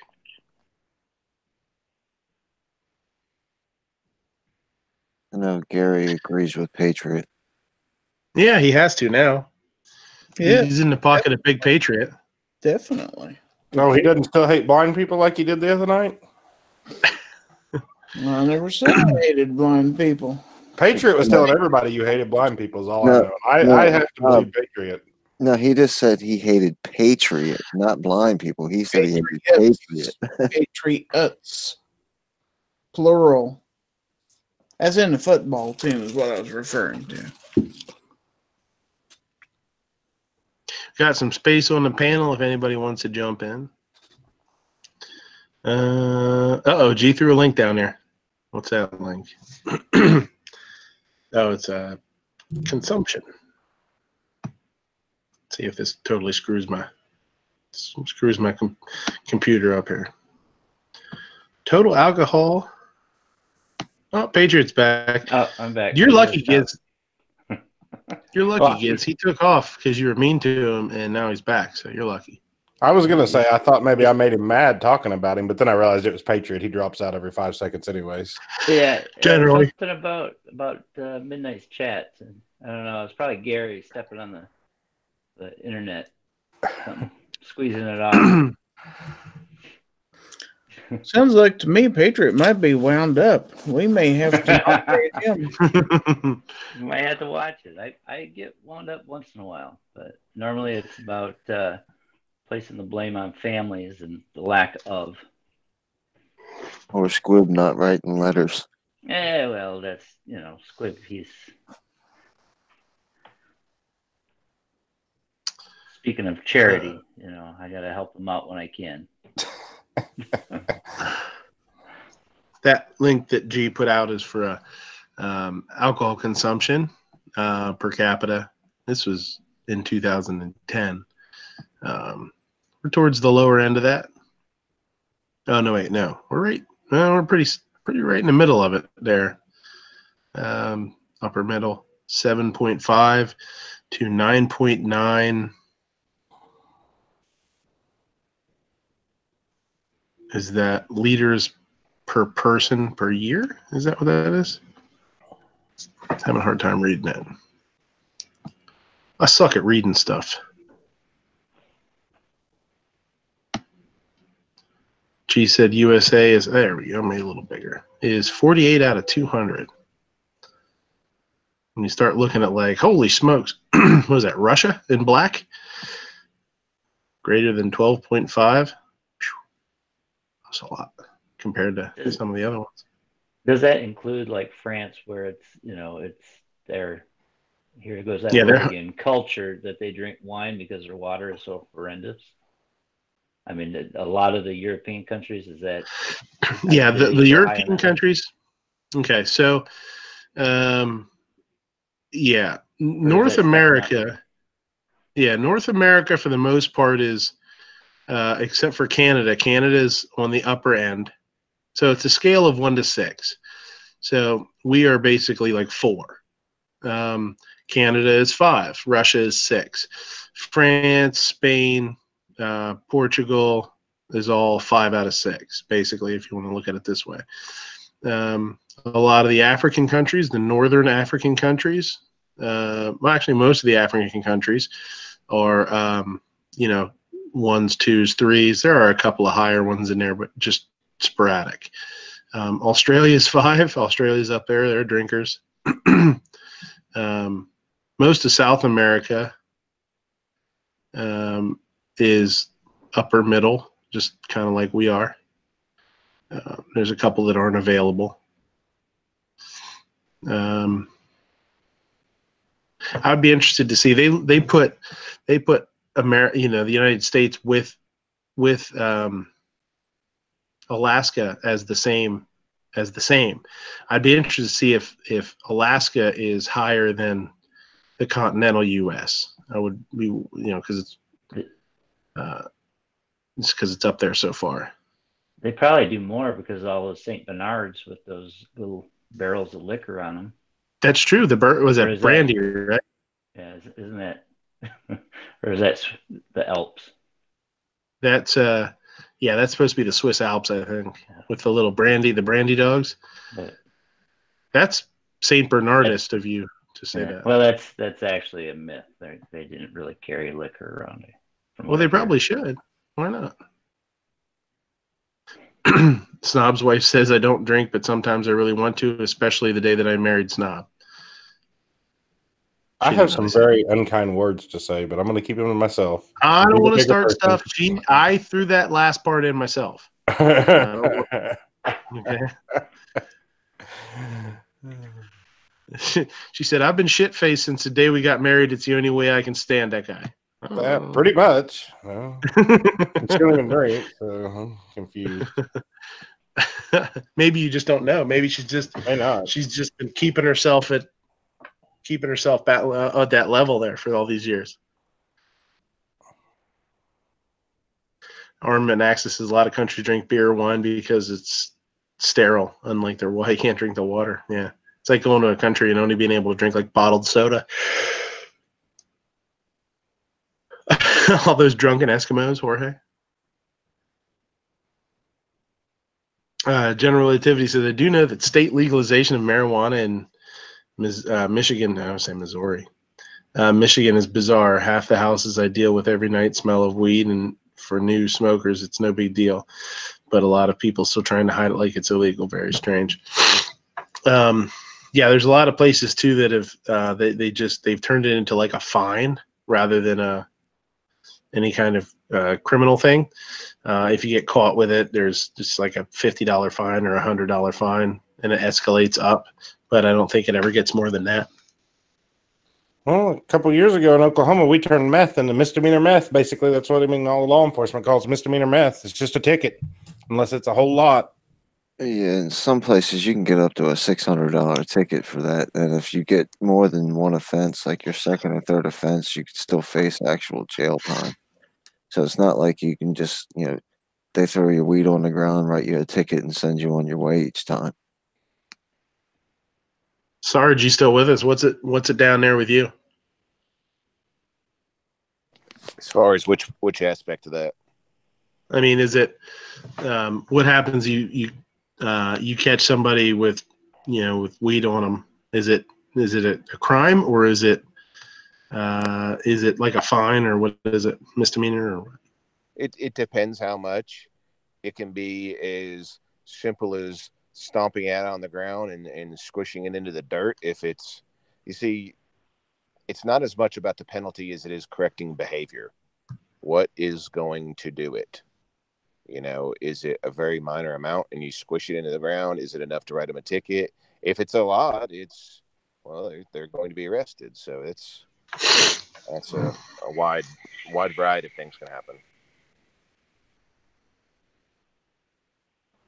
But if we catch you with meth, you're going to jail. See? Well, it used to be that way in Oklahoma up until the state voted to pass, and it was a vote by the people to pass this criminal justice and drug reform thing they did a year or two ago. Well, there's places in California where it's a misdemeanor to knowingly infect somebody with AIDS too. So there's a lot of, I don't get that one either. G says public drunkenness. He assumes because he doesn't ever see hippies walking around high in states that have it. I just wanted to let you know the wife texted me and says, "Laugh out loud." Never said that. I literally only said I don't drink, but sometime I really want to. I just wanted to clarify it. We're gonna have one of these nights. We're gonna have a drinking chat where we all pull up Matt Hansen and have some cocktails. Obnoxious was in on the first part of that word you said. Now I was on the question of weed. I was in the gun store the other day, and I didn't smell it because I can't really smell a damn thing. It's that whole Bob and Frapple. Well, people around you say you smell all the time. Maybe I should tell you. Fuck you. But two guys come in, and all they bought was earplugs. Now you walk into a gun store to buy earplugs. There's like a CVS across the street. I mean, they're married. Yeah. Oh, just when he starts throwing dirt in the hole, he digs it deeper. Yep. Yeah, the guy there at the counter ringing him up, he tells the one guy, he says, next time you come into a gun store, you might want to choose a different cologne. Why did they stink of patchouli oil? Yeah, they stunk of something. And he was telling me about one guy came in and was 10 feet away from him and stunk so bad that his eyes were watering. And the guy was like, I want to look at that gun right there. And he's like, no. It's like, oh, you're not going to sell me that gun? He says, I can smell you from here. You are not going to fill out a 4473 in my store. Seven Wonders says, I'm drinking vodka and Zevia, not Zima. G-Webs. What the hell is Zevia? I know what Stevia is, and I know what Zima is. It's Zima Light. It was another brand they came out with. It's not quite as stout as real Zima.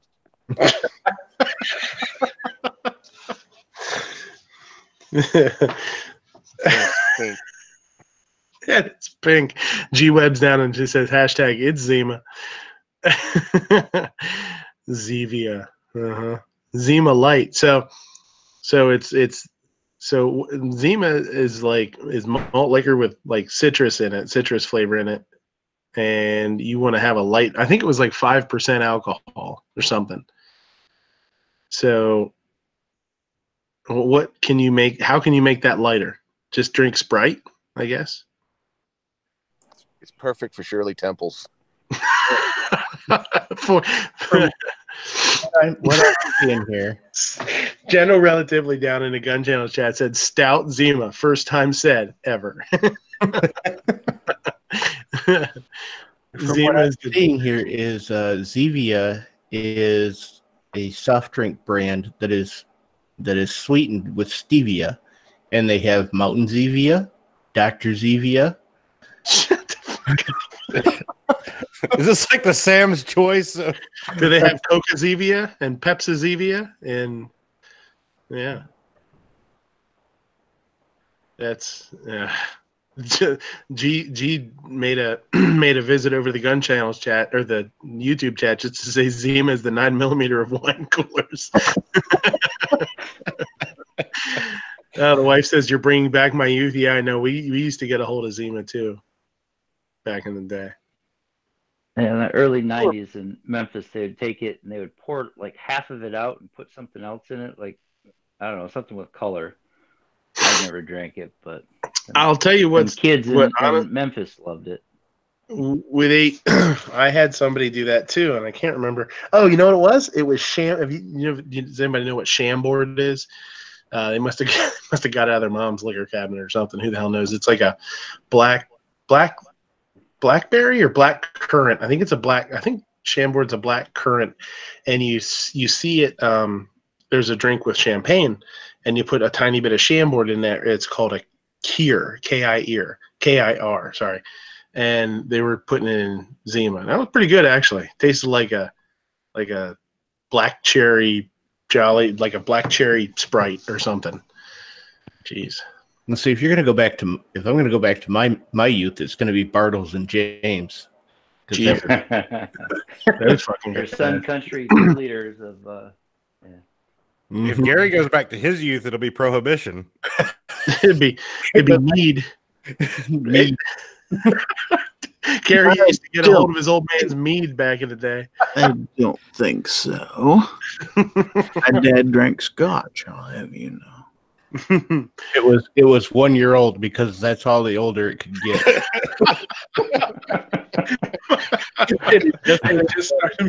They just started making it. Yeah, this is fresh off the vine. I remember Boone's Farm from my younger days. Snob, I'm supposed to ask you what you drink when you drink. I've had Boone's I Farm. don't drink. And if my wife's mentioning stuff, I don't know what she's talking about. Hmm. Probably about my little Cisco girl. as a kid. You what? Cisco. I've never heard of it. I thought that was oil you cooked with lard. You drink Crisco? No, not Crisco. Yeah, Cisco. It was kind of Keeps you I regular. can't remember. It was in like a 40 size or something. It was some malt, but it tastes like Kool-Aid. I don't know. You drink anything when you're underage, and oh yeah, you get a hold of you deal you take what you can get. see the best was in Memphis. Gary is apparently a necrophiliac because he wants that chicken wants some cold duck. No, he said you pull this meat out of my cold dead duck hands. Not one more inch. Not one more mead. Snob's wife says green apple Smirnoff for me. Oof. I don't even know what mead No, I think is. she's referring to me. What the hell is mead? Oh, that's you? Oh, that's what you drink? Oh boy. Yeah, that and Mike's Hard Lemonade's about the only two things I drink. No, I don't like the mics either. Maybe everybody in the panel in the comments can put up their drink of choice in a comment. My wife's is about if she puts one up there, which I think she will. Like I know what she'd put up there is will blow your mind as far as chick drinks. Snob's wife drinks Jaeger. First of all, that's not how you talking about James Jaeger? Yeah, that's what I was wondering. She can't spell apparently. Yeah, she wrote that sentence wrong. I thought at first it said I think Jaeger is a Red Bull. Like, wow, that actually is kind of fitting. I mean, that's cool. I mean, she thinks pretty. Yep, that's what she put. She drinks whipped cream vodka with Barks root beer. That is like a root beer, definitely a chick's drink. Root beer float. Yep. I figured that's what she was going to put up there. Also, I'm a big fan of a good rattlesnake. I've never had a rattlesnake. What? Snake bite. I've had snake bites. Yukon and lime. Kind of a girly drink. Those are good. Snake bites are delicious. Mm. Can anybody explain what mead is? I've never even heard of it. Mead is a fortified beer, I think. I think it's boy, if I remember right, it's an ale.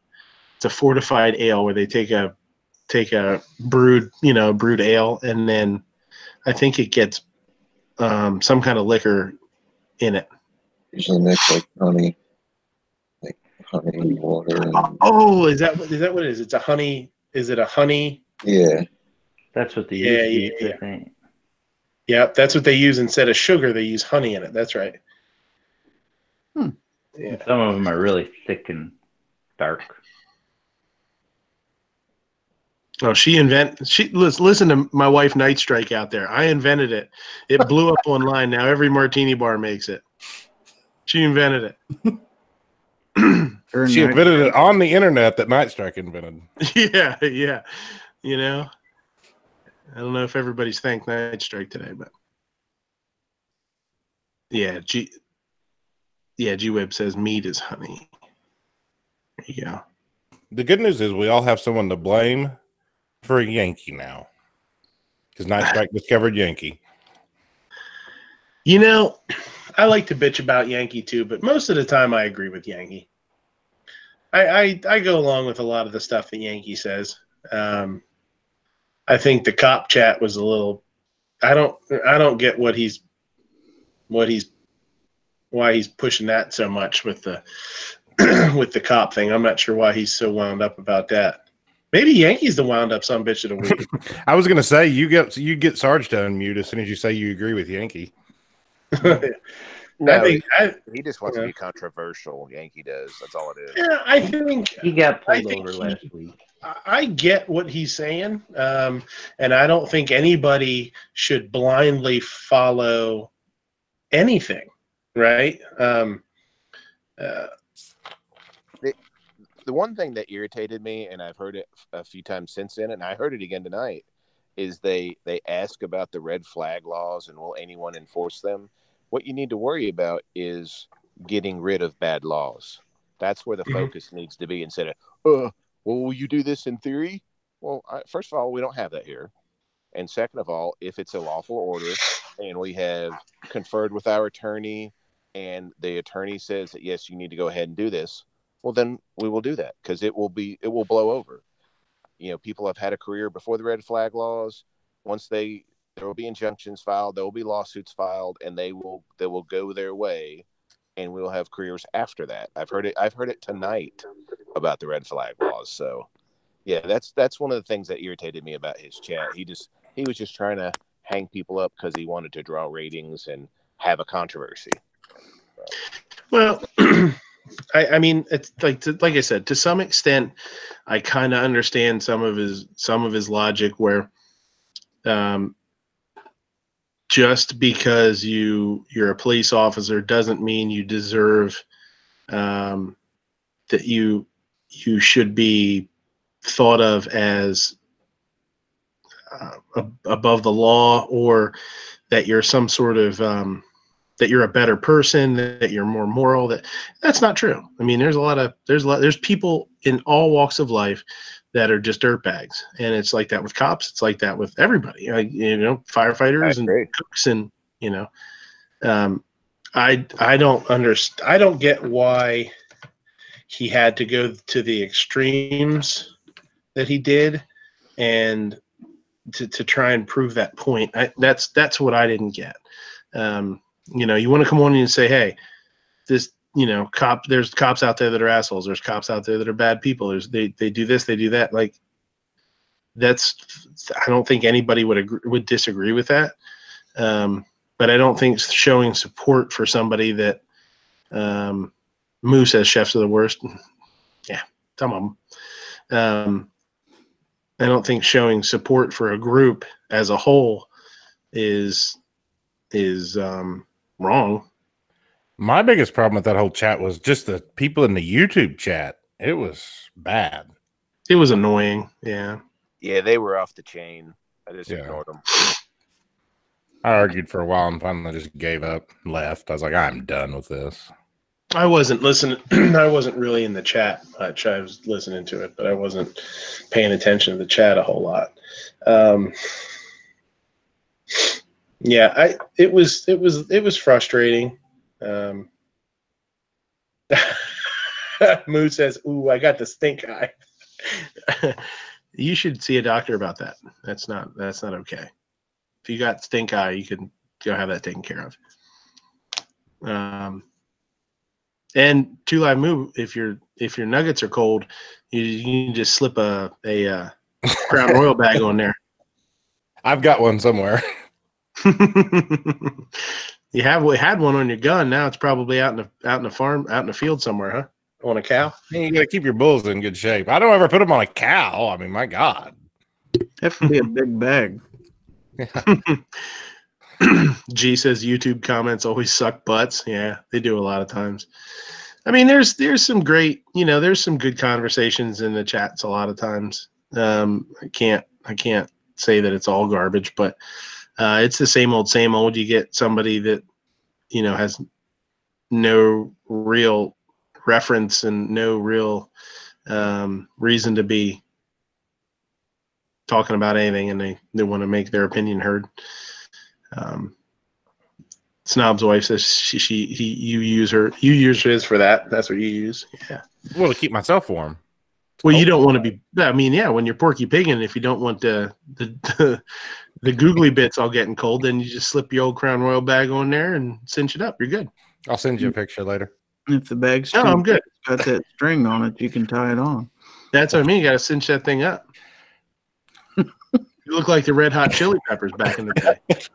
I was just thinking that. Yeah. See, some of it's the sock wouldn't hold on because the sock's too big, but the Crown Royal bag has the little ties on it.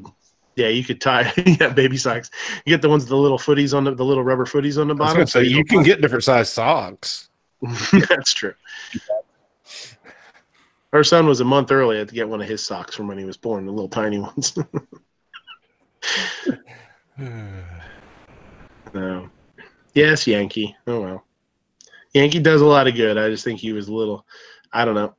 He must have had too much sugar in his cereal that day or something. I don't know if it's just that I've started seeing Yankee more live lately, or if he's actually started descending into madness. I'm not sure which of the two it is. Was he always like this in his lives and on other panels? Not always this cynical. No, Yankee's a lot. I mean, even in the amount of time that I've been around in the chat, watching stuff, and Yankee's the one that got me in all this. Yankees, watching a couple of Yankees videos, and then randomly looking up one of his videos,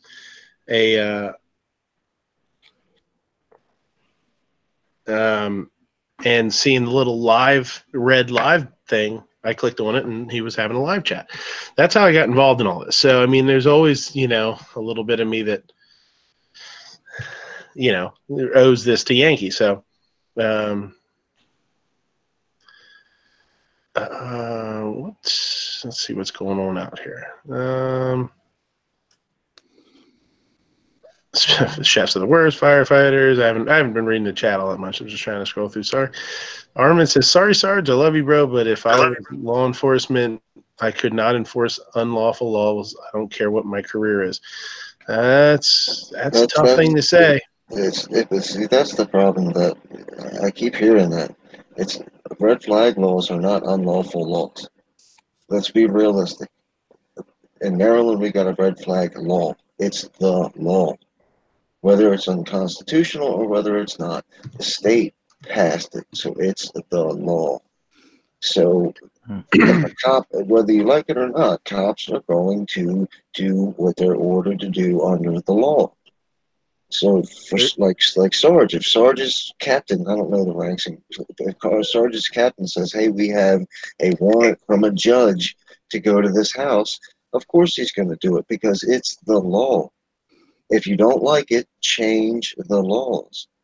I think it's tough because, man, and it's one of the things that I think Sarge said it in that chat was, it's hard for somebody to say, I'm not going to do this and toss your career away if you got a wife and kids and mortgage and all that kind of stuff. We end up with a lot of social justice warriors out in the chat that say they won't do it until it comes to them losing their house and losing everything they have, and then they will. And I don't get, it's like you said, though, it's not an unlawful law. If it's a law that passed, it's lawful, whether you agree with it or not. It's terrible law, but still, it's lawful. Well, I think channels to fight it. Exactly. One of the biggest points that people make is it might be a law, but is it a constitutional one? And that's a difference. That's a side of it that I guess an individual police officer would have to make. Say, well, this is a law, but is it a constitutional law? And where do you stand on that? Do you take the big stance and say this law is unconstitutional, so I'm not going to follow it? But you're not a judge. True. Yeah. Well, Two Live Moo just figured it out. I am the law, Judge Dredd style. Yeah, but I mean, a judge signs off on a warrant just the same as any other warrant. Whether you think Joe Bob slapped Sally, you still have to go arrest Joe Bob if he's got a warrant out, that a judge signed off for. Is that true? Did you have to do that, C4? Did Joe Bob slap Sally? You know what's really not fun? Having to serve emergency custody orders. Oh, yeah. Kids. Do you think That you is like doing pitiful. that? No, absolutely and positively hate doing that. But I'd rather somebody's serve got to. 10 red flag warrants to one of those. Anyone would in that job. That's the most difficult thing you can ever see. Especially if you know that this is probably all going to be overturned in a week. It's not relevant.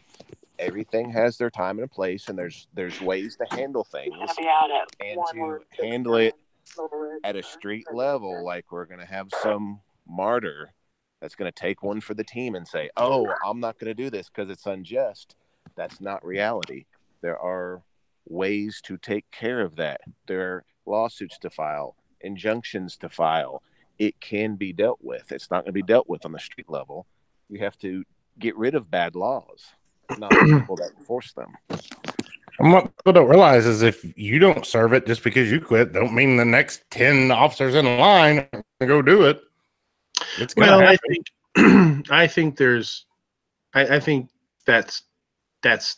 kind of sucks because that just sort of implies that, well, if I don't do it, somebody else will, so who gives a shit, and I'll just do what I do, whatever. But I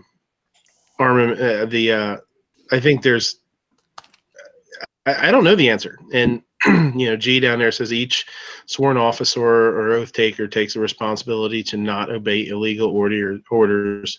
That's in military oaths. That's where LEOs are sworn in.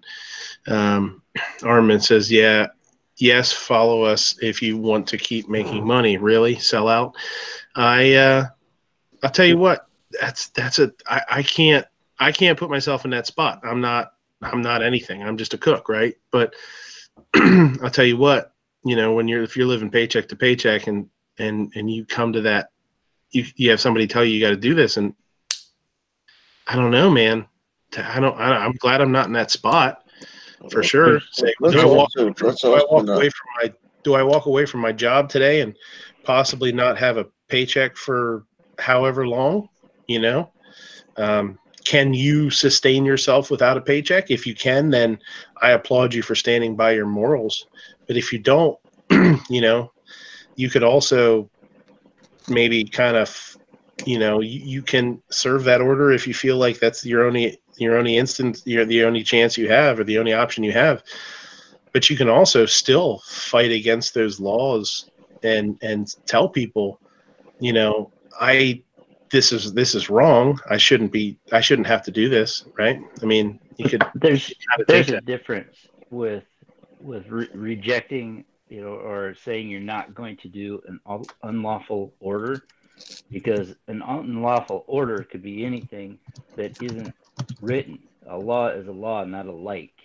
So once it becomes law, there is no, is it unlawful or not? I mean, if there's a law that says that they can do heinous things, that's something that you have to work on.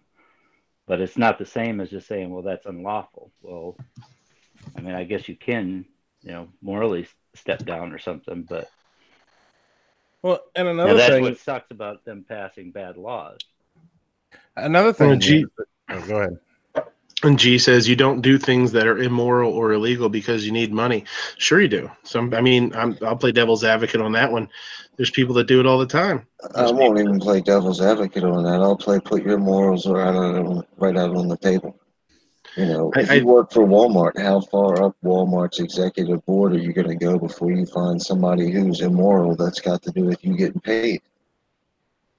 I mean, if we're going to open that Pandora's box of what's my boss's morality got to do with my paycheck and what's this got to do with that, let's find out how moral all of us are. Yeah, I think everybody has a threshold, I guess,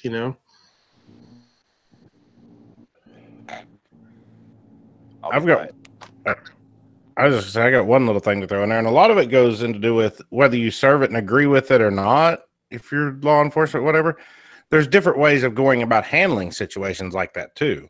You know, going and kicking in somebody's door is the dumbest thing you can ever do for something like that, like they did in Maryland or whatever.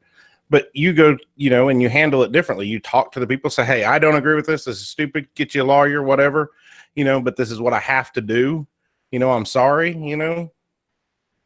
There's different ways of handling it. And some officers don't do that. Go ahead. Snob is absolutely right.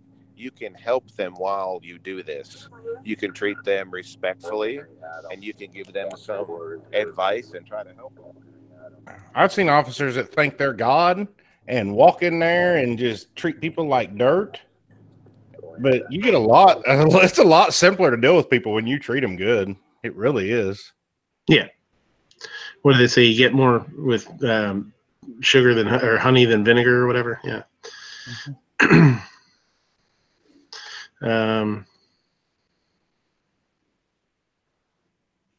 These topics are obviously just for ratings. They learned well from Yankee.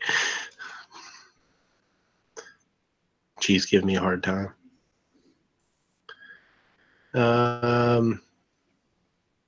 Psycho says my sister-in-law tried to get me to give up my firearms to my brother. Maybe she just liked some of your guns. Do you ever think of that? I'm trying to get his name's Psycho. I mean, should he have guns? Come on.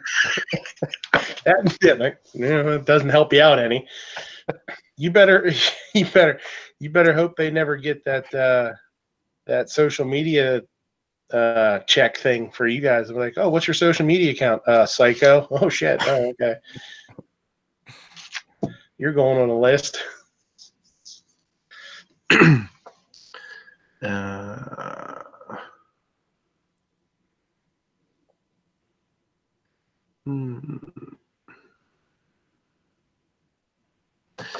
The wife says, scanning here a little bit. The wife says, I don't think a generally depressed person gets guns taken, do they? If medication and seeing someone only AWOL, I guess that's AWOL, absent without leave, patients with homicidal or suicidal tendencies. I don't know. No, there's a whole red flag laws are a whole mess because they're not set up. The information on them is not complete enough, I guess. I don't know how to say it, but there isn't enough structure, I guess, in them to say, well, if this happens, then this happens. If this happens, then this happens. It seems like, and I don't know, I haven't looked into enough of them, and some people will say that it's not like this. Some people will say it's not confiscation without, representation, without due process. Some say it is, some say it isn't. I really don't know how each one of them is set up. But the scary part is that it doesn't have to be somebody close to really all that close to the person. That's what's I think the most troublesome right in the beginning. I think if it's a husband or a wife that's actively living with the person, would tend to be a little more valid than an ex-girlfriend from a couple of years ago, or somebody that lives across town. Seven Wonder says scroll up. All right. The way it's written in Maryland is the vast majority of the information about all the cases are sealed. So it's not like you can look it up. Like if you go to look up the guy who got shot here in Maryland, that's all you get is basically the headline story. You don't get anything else because all the red flag law. Well, and I get it. I get to some extent. I get that the public probably shouldn't. I don't know. This will probably sounds bad, but the public shouldn't know who made the accusation, because you also don't want people, being able to be singled out and anything bad happened to them for making an accusation. But I think false accusations have to be dealt with stringently too. I mean, I think if it turns out to be something that is obviously bogus, I think there really needs to be some penalties for that. And that's not something I've heard anything about either. And that's one of the biggest issues for me is, if somebody goes there and it happens, then, the person that called the red flag, or we'll say put up the red flag, what happens to them, Well, my problem with red flag laws are it's all about the guns, and there's so many other options. I'd rather see them do something more on the lines of an emergency detention order, something changing that. I don't know if you don't know what that is, but basically you get put in a mental institution for 72-hour hold or whatever it is, wherever, and they evaluate you. It's basically for people that are trying to harm themselves. You can EDO them. And if they did something like that, that takes them out of the equation, instead of just taking the guns out when they can still go use a car, go get a different gun, whatever. If they're seriously that bad, maybe they need to be evaluated for 72 hours and determined from there. Yeah, I agree. I think, and that's the wife out there. The wife out there said, it should be dealt with by a panel that decides, never a person. I think the same thing. What are the intent of these red flag laws again? Because, like I said on Yankees chat, I'm not familiar with them. I just keep hearing them in the chats, and I've read. Basically, I'm not familiar with them. Basically, it's allowing pretty much anybody that has a relationship, or almost not even necessarily a relationship, but a knowledge of somebody. If they feel like they're a danger to themselves or others, they can call the police, and if the police deem fit, they can confiscate your firearms. I guess it's as simple as that. If anybody else wants to throw something in on that, go ahead. Well, where are the civil liberties unions and the civil rights organizations fighting against these? Because that's where the ACLU has come out against them, but I don't hear a whole lot from them. They have come out and said that they're not right, but I don't see them for sure. I don't see them anywhere speaking up against them, other than making some statements. I don't know.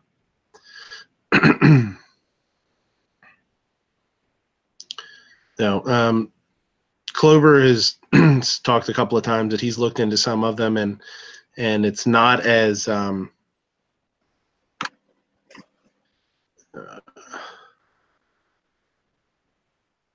I'm reading the chat. That it's not as bad as a lot of times they're not as bad as they seem, but I don't know. But he's a Bud Light guy. I argue that the Maryland law is as bad as it seems. That's right there for anybody to read. I did a video for it. If you don't want to read it, I'll write it to you. And there's nothing in it that's any good.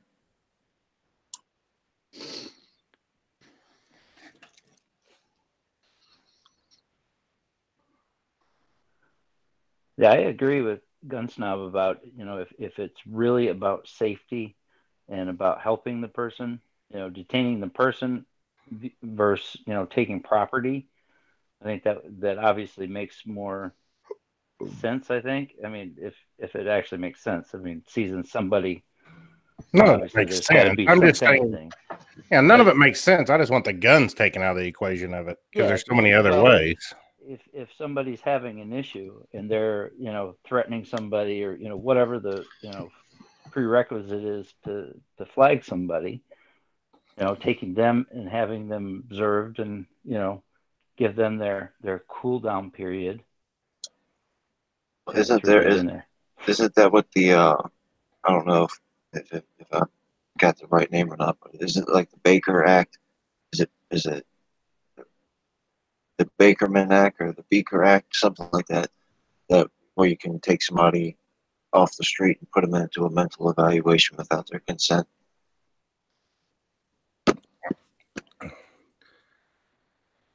Yeah, I don't know nothing about that.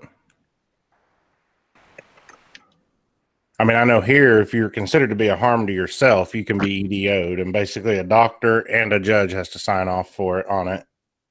You take them to a hospital, and then the doctor signs off on it. They send it to a judge. He signs off on it, and then they get transported to a mental institution for a 72-hour hold to be evaluated. But that's after they've already, you know, the doctor's already evaluated them for a few hours in a hospital.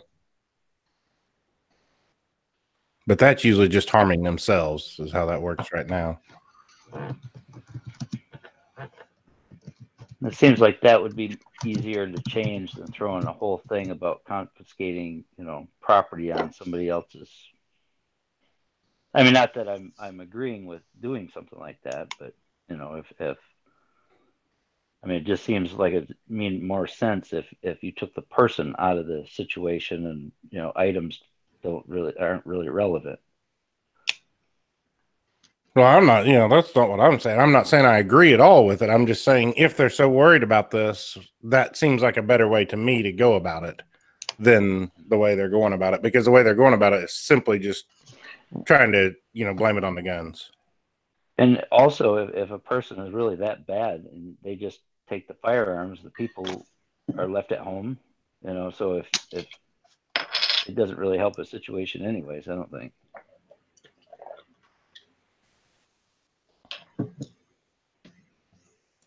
It's a classic case of we must do something. Okay, here's something we can do. Okay, let's do that. Though it's not going to really get anything done. It doesn't matter. It looks, at least we're doing something.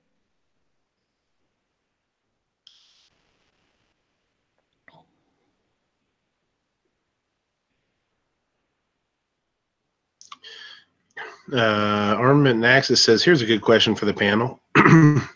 If you shoot someone in self-defense, would you give... Hold on. I think he mistyped that. First aid or CPR, probably. Oh, first, would you give... Yeah, of course I would. Oh, well, I mean, I imagine. I mean, if I didn't think there was any other threats. Once I got their firearm and whatever else they had. Negative. I'm staying across the room from them and not touching them. Yeah, I would keep my distance and be wary. I don't know. I guess I don't know if I'm not in that spot. I don't know. I mean, I would. It depends. If they're porky pigging, I'm not touching them. All right. If I didn't, G says if I touch them, I'm going to jail. So I'm not going. I won't do that. And if they're porky pigging, I bet you Obnoxious runs straight over it. No, I'm always porky pigging, and I want to take the chance of bumping. Is that what they call it? Well, Angelina called it docking. Yeah, I wasn't going to say it. That didn't come out my mouth.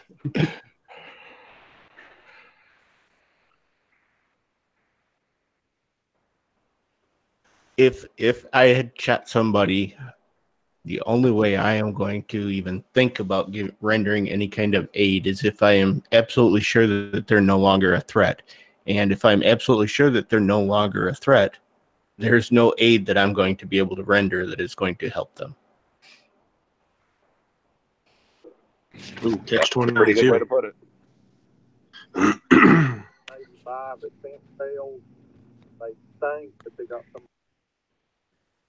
There's just too many things that can go wrong in that situation whenever you get up close and personal with them like that, even legally and everything.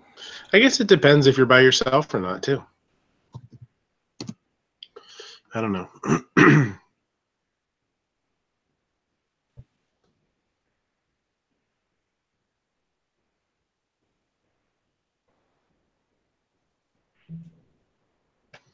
Let's scroll through the chat here a little bit.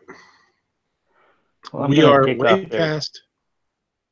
We are way past where I thought we were gonna go to tonight. It's like 1 o'clock, so we're gonna have to shut this down pretty soon. But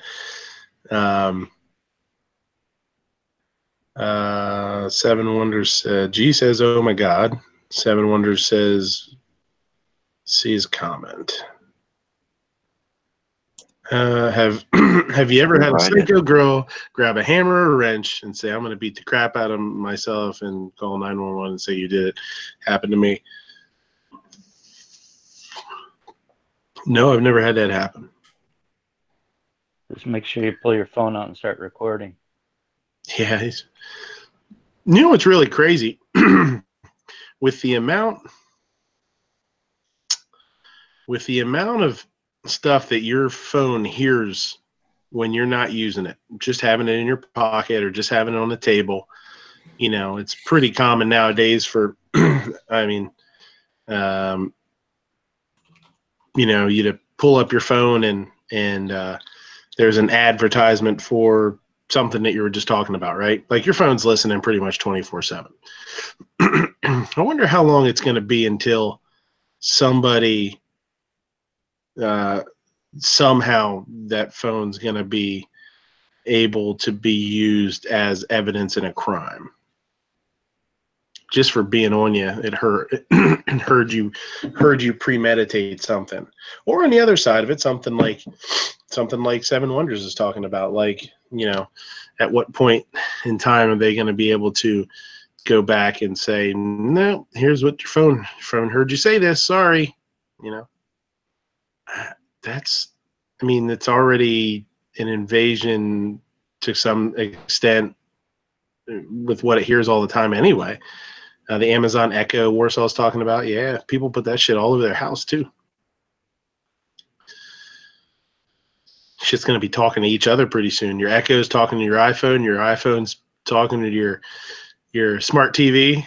Next thing you know, they're turning each other into robots. You got Terminators. That's why I have a Google Home and an iPhone. That way they don't get along. They're competitors, so they can't talk to each other. Do they like curse each other out? Like your Google will go, "Hey Siri, fuck you." Yeah, pretty much. How to respond to that? I guess I just outed myself as an Apple owner.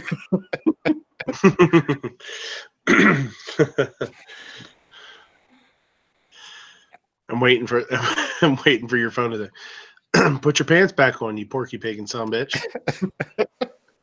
You can't keep your phone in your pocket if you're not wearing pants, huh? No, you gotta keep it laying on the desk. Prison pocket. Hey Siri, what's Porky Pig again? Porky Pig is an animated cartoon character in the Warner Brothers. What's Porky Pig? Porky Pig-ing. Here are 5 Porky Pig selections. It's terrible. She doesn't understand me. Kind of you can always keep it in the crown bag. Yeah. Well, the Pants is down there and he says, "How do you chop an onion without crying? I'm asking for a friend. I never cry." Keep your onions in your refrigerator. They'll bother you left. Remember the Patriot Act, Warsaw says? Yeah. That's still a thing, right? Isn't that still a thing? Or did they get rid of that sort of kind of, or pretend to get rid of it and not? I don't know. The Patriot Act? Yeah. Yeah. You really think the government's ever going to give up on something like that? Yeah, they didn't get rid of it or pretend to get rid of it. They just that's what I mean when he said remember it. I thought maybe he was implying that it wasn't a thing anymore, but I kind of figured it was still, I would ask Gary. He's just going to agree with you. He just hates patriots. All patriots. Snob, your wife says she's never touching that Crown Royal bag again. It's cleaner than the other. Never mind. Just don't touch any of his bags. Doesn't matter what's in them. Guns, marbles, nothing.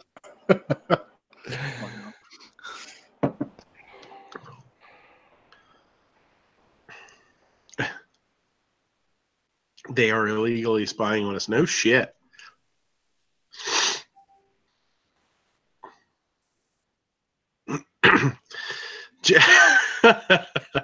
There you go, man. I'll tell you what. Some people think outside the box.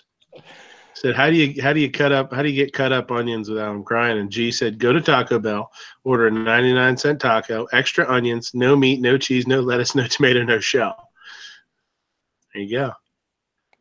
They probably screw it up. They put sauce on it every time. Yeah, that's what I was just gonna say. They probably put taco sauce on it.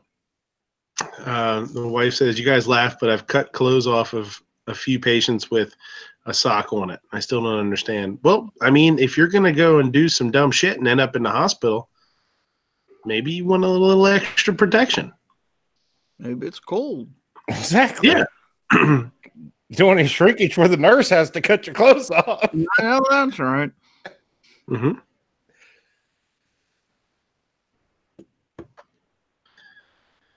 Yeah. 99-cent taco. I need $1 worth of onions, please. It's not a bad idea. Were they like long socks or short socks? Just asking for a friend.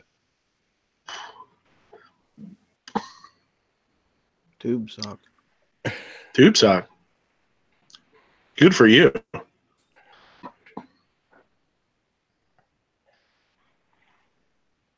She said, oh, it's a temperature thing. That's where all my little socks are going around the house.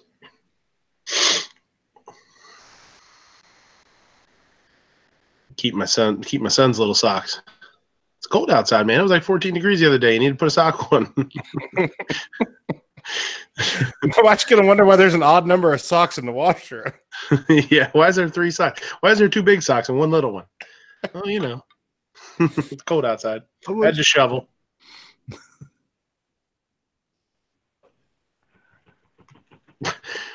Warsaw says, I just got back from work.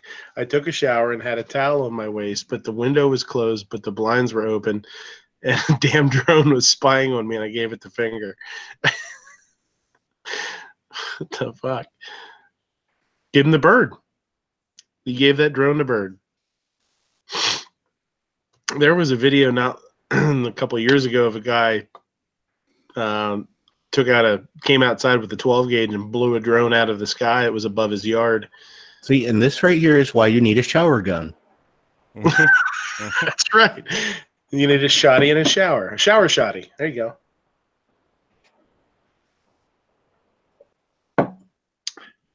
Birch beer, Sarge. Drink a birch beer. See you, David.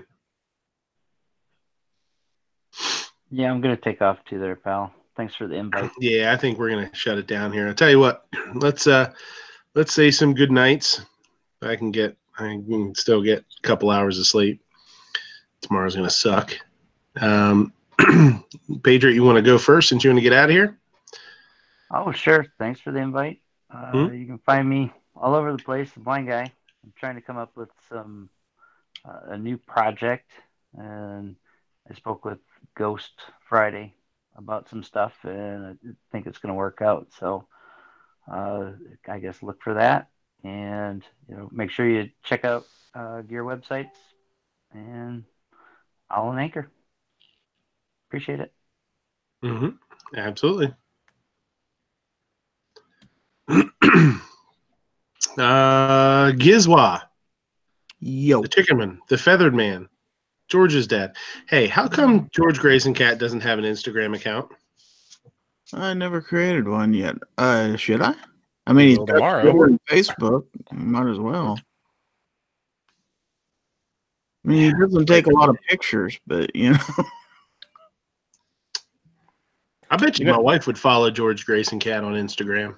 You know they have harnesses for GoPros for dogs. I bet you could put a small dog harness on him and let him carry around the GoPro. I'm afraid of what he might take pictures of, though, Gary Porky Piggin. That's brilliant.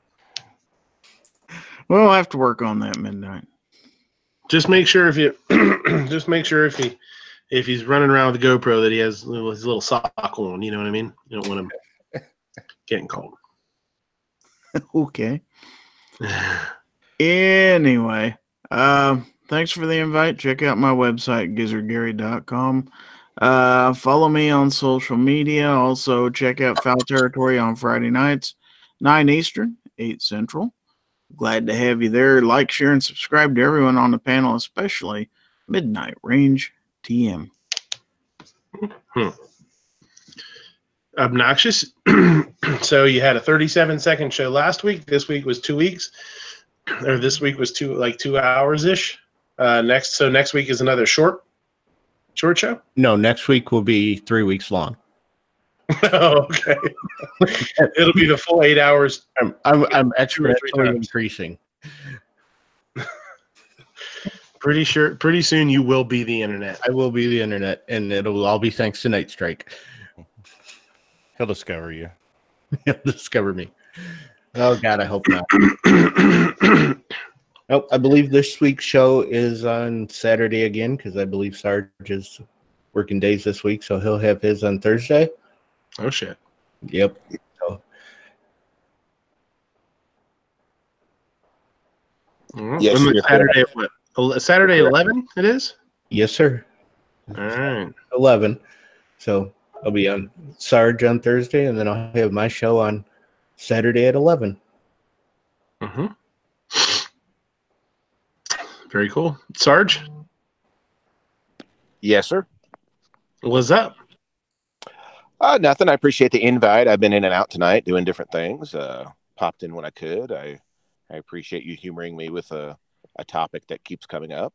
Like I said, we'll be back at 9 o'clock Thursday night Eastern time, and then I may pop into Obnoxious's chat for just a little bit on Saturday. Depends on how much sleep I get the night before. So, because working days is awful. So, but I appreciate the invite, and I've got some more SHOT Show videos coming out this week.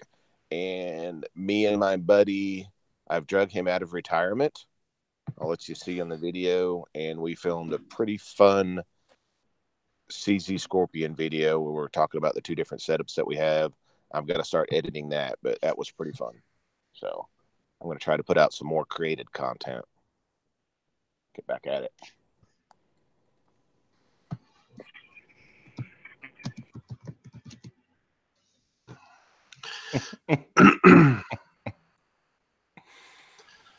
All right.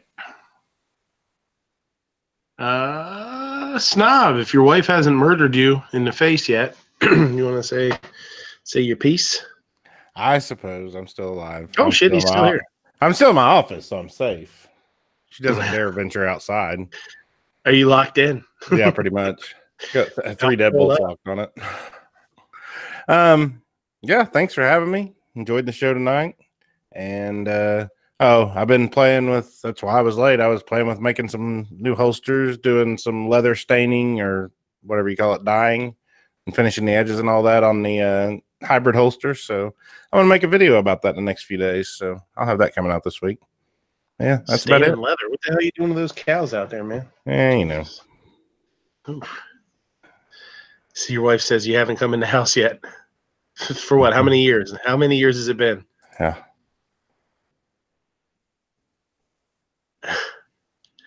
So I'd like to thank you guys for coming.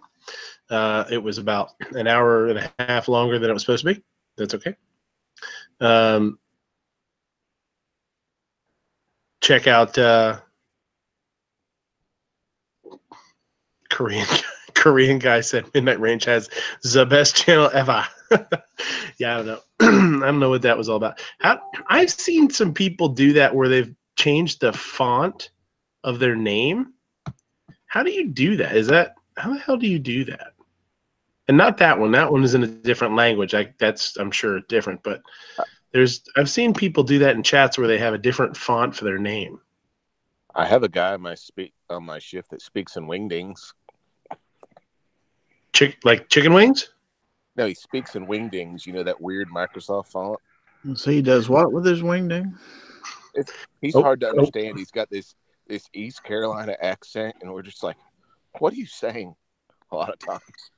A wingding is a breaded chicken wing too in the restaurant industry. It's a brand. It's like I'm sorry. I talk about the never used Microsoft Windows font or whatever. word font. Yeah. Oh, yeah. Okay, I know what you're saying. Yeah, I knew what you were saying. I just when you said wing ding at first, I was like, "You speak some chicken wing talk." How's that? Yeah, wing dings and wing zings.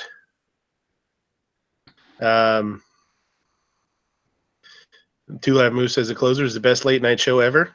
That's not true, but it's the best late show ever on when I'm on. It's the best show that I'm on at that time. That's right. That's it. So thanks, Gun Channels. Thanks, G, for starting Gun Channels. Appreciate it. We all do. Check out all these guys that were on a panel tonight. Rick was on tonight. I asked Rick to be on because I never had Rick on the show all this time, and I never had Rick on. So Rick does some really cool stuff. He had to bolt, so check him out. Check out the schedule, the live schedule on gunchannels.com. Okay.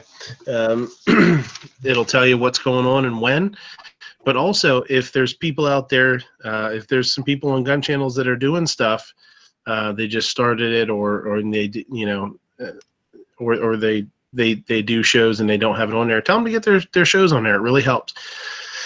People check in and see what's on, what's not on, or what's on and what days the stuff is on. So that's a really cool place to check things out. I don't know if we have